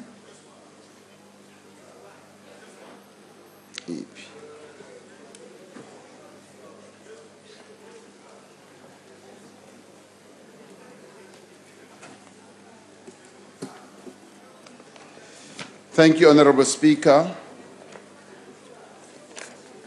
The institution of traditional leadership is a fundamental part of South Africa's constitutional democracy. As I said during the opening of the House of Traditional Leaders the other day, we will continue to ensure that our constitution and the laws passed by our people remain effective in supporting and adopting this institution to better serve our citizens. In the years since Cabinet committees recommended in 2000, government has worked with traditional leaders to develop a common approach to the powers, the role and functions of traditional leadership. This was one of the matters covered at the Indigenous and Traditional Leadership in Durban, which was held in 2017, and during the debate of the opening of the National House of Traditional Leaders. The Minister of Cooperative Governance and Traditional Affairs, Dr. Zweli Mkhize, will develop a detailed plan on how we are going to address the issues raised during the debate that ensued, but he's also going to be developing a plan which is based on the declaration that was passed or adopted at the Indaba that was held in 2017. We are committed to ongoing engagement on the legislative framework on traditional leadership, not only with traditional leaders, but also with affected communities as well as other stakeholders. I'm confident that the concerns of traditional leaders can be addressed without the need for a constitutional amendment. What we structured into our constitution is quite forward-looking in terms of defining the role of traditional leadership. The role of traditional leadership is secured in terms of our constitution, and indeed, traditional leaders are a strong part of the body politic of our country, and our task is going to be to continue to strengthen that institution and give it as much support as we possibly can so that it can grow and develop and be part of the discourse on many issues that occur in our country. Thank you. The Honorable Hlengwa. Thank you very much, Honorable Speaker. Mr. President, it's a case of deja vu, really. We have been down this road before of commitments, and commitments which have materialized to naught. Piecemeal legislation over time which has not addressed the issues. You will also recall, Mr. President, that when you, in fact, headed the drawing up of the Constitution of this country, these concerns were raised. The issue of international mediation was torpedoed and amounted to naught. And so 18 years later, you take us back down to square one to say there will be ongoing engagements. The question then becomes, Mr. President, one, what confidence can traditional leaders have in terms of the clarity that they require? Because the wall-to-wall municipal boundaries have caused a duplication of authority in many areas in this country and is causing a problem. The interventions of Section 81 have not assisted. So what changes now? What guarantees can you give now that all that you say, that has been said, is going to be brought to a logical conclusion and actually define the powers, the role and functions of traditional leaders. What shape or form will those take? Because we can't be having the same discussion over and over and over again, whereas the issues are actually very clear and on the table. And now, yet again, you come with another commitment. For how long must traditional leaders endure this kind of treatment at the hands of the state, whereas they've actually done nothing wrong but seek to be part and parcel of the body politic and development of this country? So, Mr. President, we need to bring this to a logical conclusion. Angazi ukuhahameza engenza kona enikubhekise emakhosi nithi chaza ukuthini yizinkomba zokungahloniphi kona lezi impela. Mogamedi kina kuyawundati. Thank you, House Chair. Oh, Deputy Speaker. I had a wonderful exchange with traditional leaders when they invited me to open the National House of Traditional Leaders. And they also allowed me to respond to the issues that they raised. The engagement, I believe, was fruitful. It was quite an engaging type of process where they were raising issues which I had time and occasion to respond to. Our new Minister of Cooperative Governance was also in the House and listened very carefully to the issues that were being raised by traditional leaders. And the advantage of his presence is that he participated in the Indaba that was held last year, in 2017. He was, if you like, an active participant, and he is fully aware of the declaration that was drafted. Now, that Indaba dealt, Honorable Hlengwa, with a lot of the issues that were also ventilated during the debate in the National House of Traditional Leaders. And we overlaid what we had to say in that house with a very clear commitment that the minister is going to be, one, continuing the engagement, but two, identifying issues that we are going to start acting on. And he is going to be coming forward to the presidency to raise various matters that need to be addressed.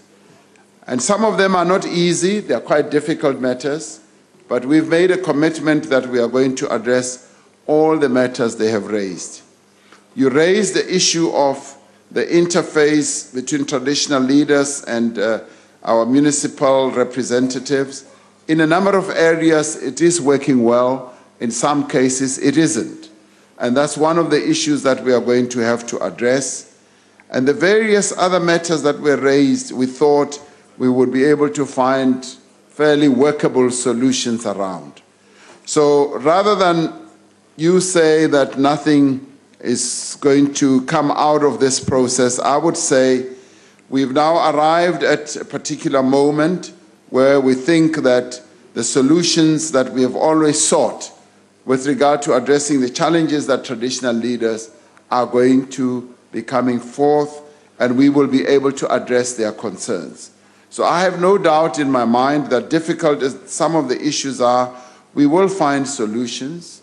And you will have noticed that from the governing party side, we are continuing to engage at close range with traditional leaders, with our kings and queens and various other levels of traditional leaders, because we believe as government that the role that traditional leaders have to play in the life of our country and indeed in the life of our people is very important.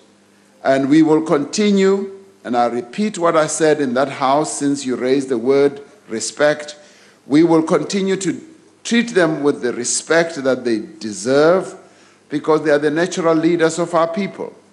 We will continue to engage with them with respect and due recognition because they have a huge role to play in the lives of our people, particularly people who live in rural areas.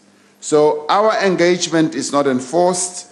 It is easy engagement, and we will make sure that we do find solutions to difficult issues. Sometimes we will not be able to find solutions, and we have undertaken and promised each other that the engagement will continue.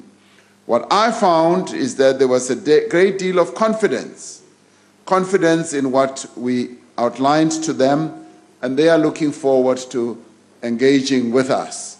So a season of engagement with traditional leaders is going to be ongoing, and we will make sure that we do so with a great deal of commitment. Our minister is going to be continuing with that process. Thank you very much. Honorable Milham. Thank you, Deputy Speaker. Mr. President, the report of the high-level panel on the assessment of key legislation issued by President Kgalema Motlanthe addresses a number of challenges around the Traditional and Khoisan Leadership Bill. It notes that the proposed legislation denies people living in areas under traditional leaders several constitutional rights, distinguishing them from those living in the rest of the country who enjoy the full benefits of post-apartheid citizenship, and that it poses a threat to social cohesion by entrenching and promoting ethnic identities. These mirror many of the objections raised by the DA when this bill was debated in the House. The panel proposed that Parliament should withdraw the Traditional and Khoisan Leadership Bill in its entirety, or it should reconsider those provisions that may elicit constitutional challenges and undermine social cohesion and nation building, and replace the bill with inclusive legislation that recognizes the Khoi and San. Since this bill is intended to be the primary legislation governing and defining the roles and responsibilities of traditional and Khoisan leaders, will you consider referring it back to the National Assembly, and if not, why not? Please keep to your time, Honorable President. Thank you. The bill that has been put forward is a bill that we also had time to also discuss quite briefly, I must admit, with a number of the traditional leaders who are part of the National Traditional Leaders House. And we did not find a lot of opposition to the bill being put forward, taken forward. And indeed, we also found that even the traditional leaders who are part of the Khoisan community themselves did not have any great difficulty. Now, we have noted what the panel has said, and we will take that to heart. One of the reasons why the panel was set up was precisely to identify areas and laws that we need to have a relook on, and we will do precisely that. But as regards the response from a number of participants at the House of Traditional Leaders, we did not pick up any of the problems that you are alluding to, but at the same time we will keep that in mind, and in the course of discussing all this, we will make sure that every view is heard and every suggestion is taken on board. Thank you very much. Honorable Holomisa. Sihlalo nawe mongameli. Ukho umphako endifuna ukuphathisa wona lento yamakhosi. Apha urhulumente wenza i-commission on traditional leadership claims and disputes. Njengomuntu ofikayo kule office, baninzi abantu abangamakhosi abalindeleyo ukusayinelwa certificate in terms of the recommendations by these commissions. Why ungake ufseke i-team ezawuyisebenzisa la kube i-clearing house igutyule yonke lento, ngoba amakhosi amaninzi abekujikelezeni asokwebuza uba la za findings ze-commission zi-implementwa nini. Uye emampondweni, uye kwintlangwini lebe ndikuyo apha entsukwini ukubhale nencwadi uba kakuyijonge. So ezo zinto I think ngake niziclearishe ngokukhawuleza, ingakumbi njengoba kuzawuya kuthethwa ngomhlaba. Nkosi. President. Enkosi. Thank you, Honorable Deputy Speaker. Honorable Holomisa, uminister lo osimeke kule sihlalo iyona enye yezinto azoyijonga ke leyo umsebenzi azawenza ukuthi awujonge, because as we go around, indeed you are right, we are meeting quite a number of traditional leaders who, through various commissions, from the Ntlapo Commission and a number of others, had hoped that their own status will be resolved. And they had hoped that the President will give them their certificate of recognition. And in a number of cases, that has not happened. Our Minister of Cooperative Governance and Traditional Leadership is going to be seized with particularly this matter, and in fact is top of his agenda as he starts his work. Thank you very much. Honorable Masondo. Deputy Speaker and members, Mongameli, ngezwe lodwa siyiparlament siyavumelana ukuthi intuthuko nenqubekela phambili into ebaluleke kakhulu siya phambili. Ukhona okusamoyana okusuphe ukudunga amanzi nokutshala umkhuba okungabambisani phakathi kwahulumeni namakhosi. Lokhu ke siyakweshwama. Mr. President, at the opening of the National House of Traditional Leaders, you committed, amongst others, to catapulting agriculture to a high level. You urged, amongst others, for a rural and an agricultural revolution. How will this come to fruition without a meaningful collaboration between Amakosi and government? Please elaborate. Mr. President. Deputy Speaker, thank you very much, Honorable Masondo. One of the highlights of the engagement that we had with the traditional leaders during that debate was the enthusiastic anticipation they have on looking at agriculture as a growth industry and how they committed themselves to utilizing the land that they have as a key driver of economic growth, but also as a key driver in terms of bringing in young people into agriculture and getting them and interesting them in participating very actively in agriculture. They decried the process that is underway now where young people leave the rural areas and throng into cities, and they said if they can be given the support and the assistance that is necessary for them to turn agriculture around, they will be able to generate quite a lot of growth, or the areas where they are will be able to generate a lot of growth. And they ask for simple things such as, could government focus more on agriculture development in the areas where they are? Could government give them support when it comes to things such as implements for farming, things like seed and fertilizer?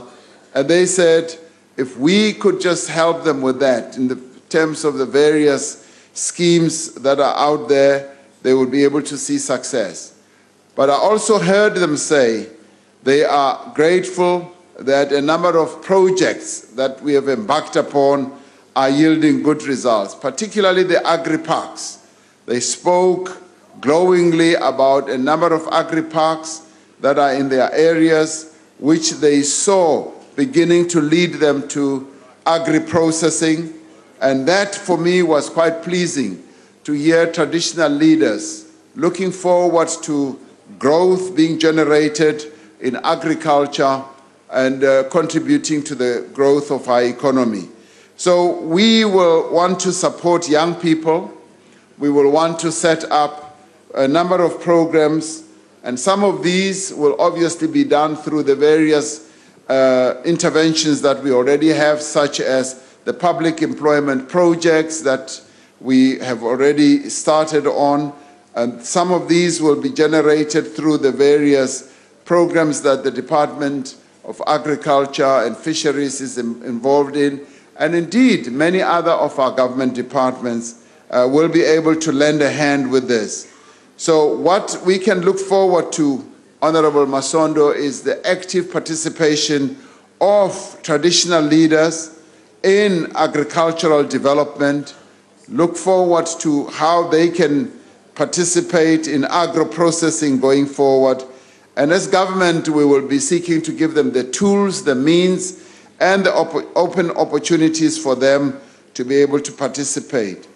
Now that we have arrived at a point where we are going to unlock the wealth, the capabilities in land, we believe that we will be able to see many traditional leaders and indeed our people in the areas where they are participating very vigorously and actively in agriculture, and to see agriculture playing a key role in the growth of our economy, as it has done in the last 2 to 3 quarters in our economic growth. Thank you very much. Thank you. The next question to you, Mr. President, is from Honorable Kubisa.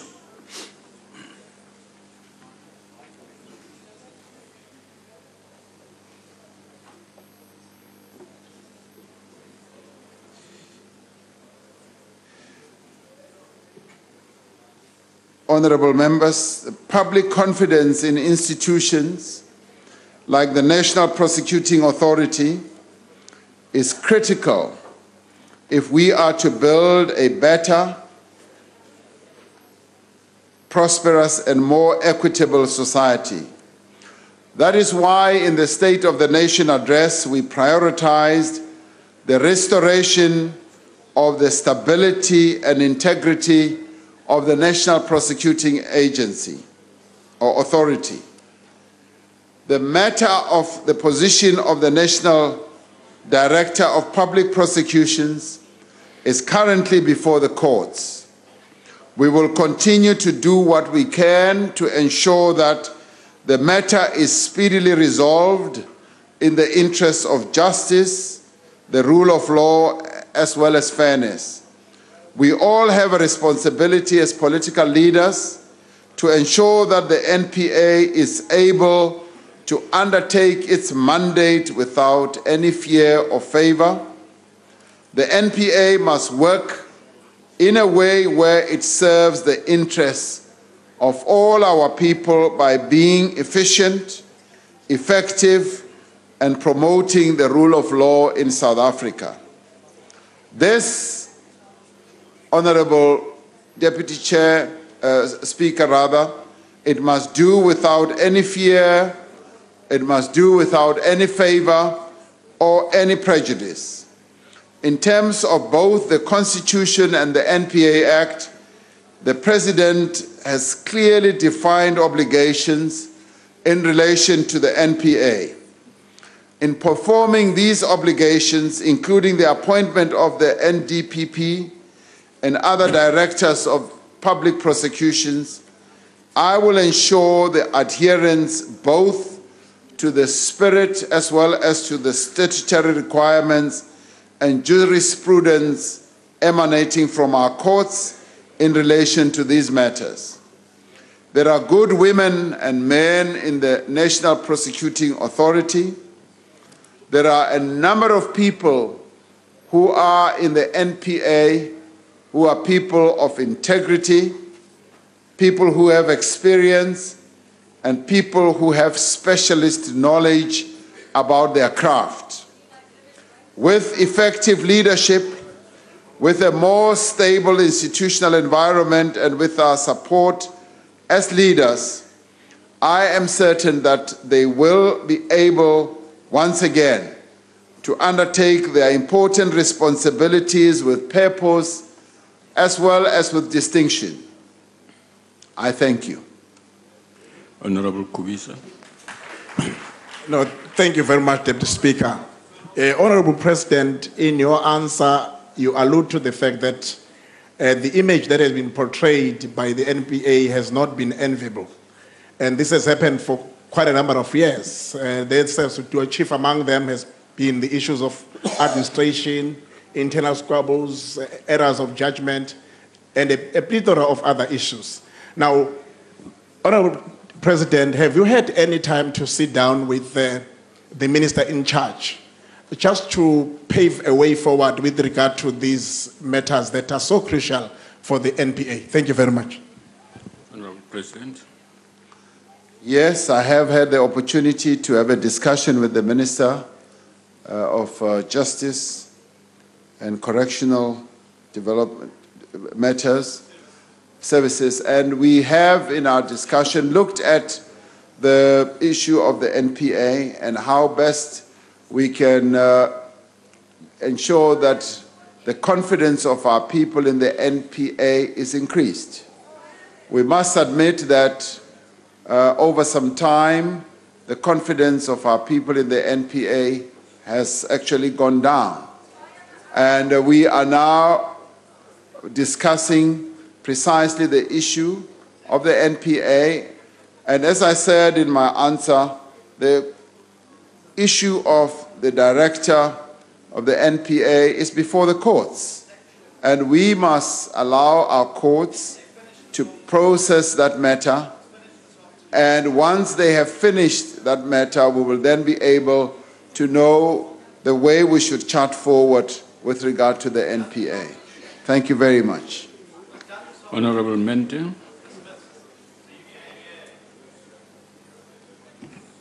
Thank you, Deputy Speaker.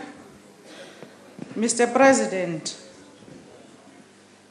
the reason why the NPA is where it is now, right now, is the source of corruption, nepotism, and issuing of unlawful instructions by the executive.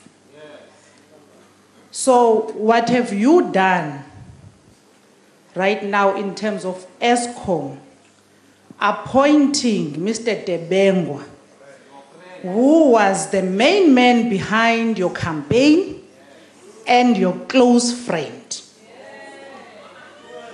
What happened to SAA, the appointment of Ms. Dudumieni as the closest friend of Mr. Zuma, is the very same situation that the NPA is in right now. So with you appointing Mr. Debengwa, are you not encouraging the very same thing Honorable that member, it must continue in the country? Because the state-owned entities are the very same thing as the NPA. Honorable President.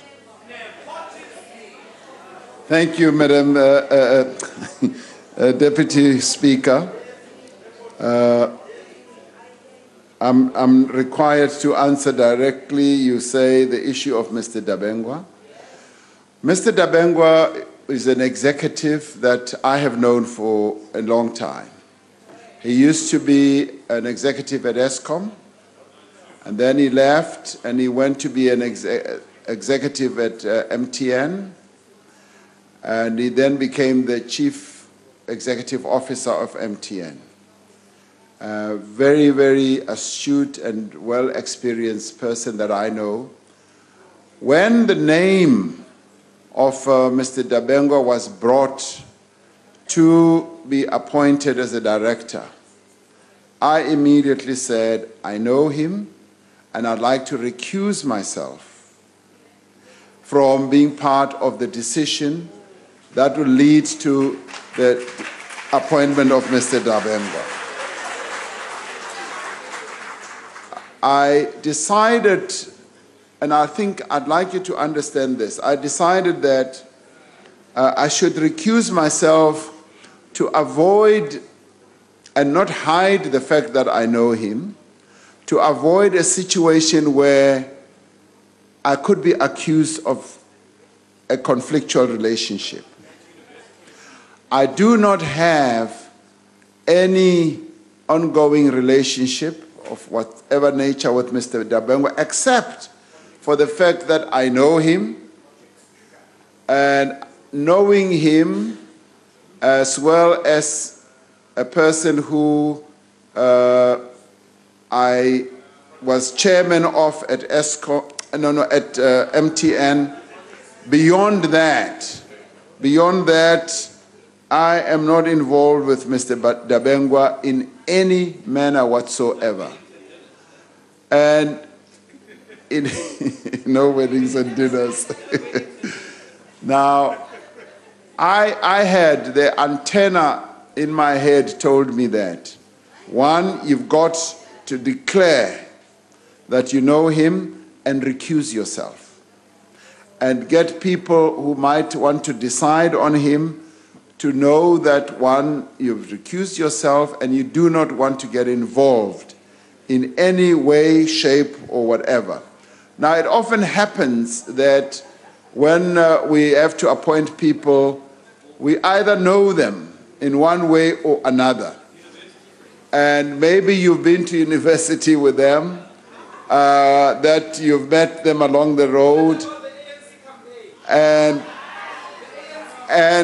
when it comes to a conflictual relationship, it needs to be determined whether his activities, wherever he's deployed, are going to be of such a fraudulent nature that they will be geared towards advancing your position. Now, I can say with certainty, Mr. Dabengwa's role and participation in ESCOM is not going to be of a fraudulent nature advancing my interests. That will not happen under any circumstance. Now, I know that we become fearful because of experiences that we have had in the past. Yes, and I can give you an assurance that that is not going to happen with me. And thank you very much. Honorable Mulder.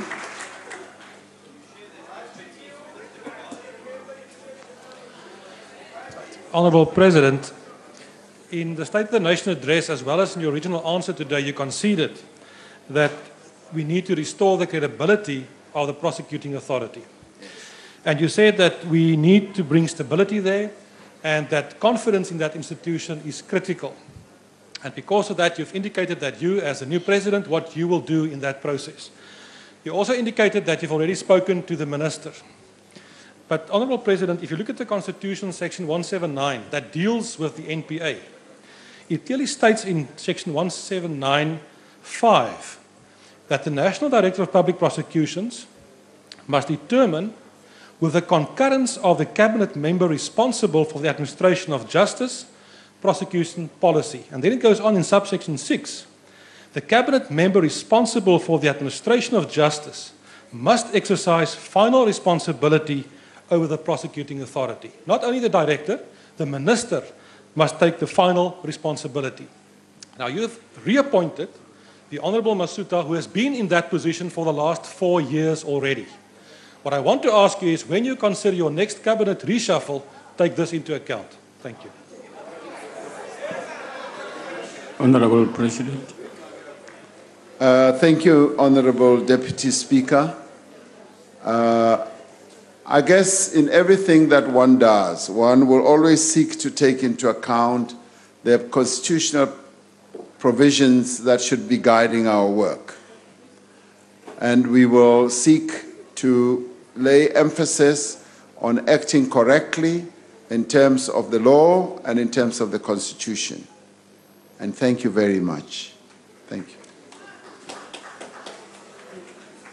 Thank you very much, Mr. President. Honourable members, that concludes the business of the day.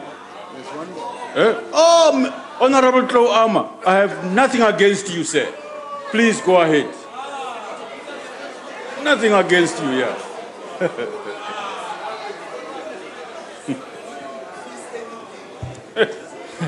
Thank you, Honourable Deputy Speaker.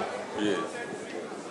Before I ask this follow-up question, Honourable President, when are you going to do a morning walk with the widows of Marikana and ask them if they are coping since they are... Honourable President, Mr. Sean Abrams has become a symbol of a dysfunctional NPA. He has forfeited the independence of the institution. We are just watching the live visuals of President Cyril Ramaphosa having his first oral reply session in Parliament since being sworn in a month ago. The President has been updating the nation on matters plaguing the country. The question paper has included questions on land expropriation without compensation, the MPA, including steps Ramaphosa will take to restore the public's confidence in the MPA, the government's position on the relationship between the concept of social compact and creating drivers of economic recovery, as well as the principles that should underpin the mining charter.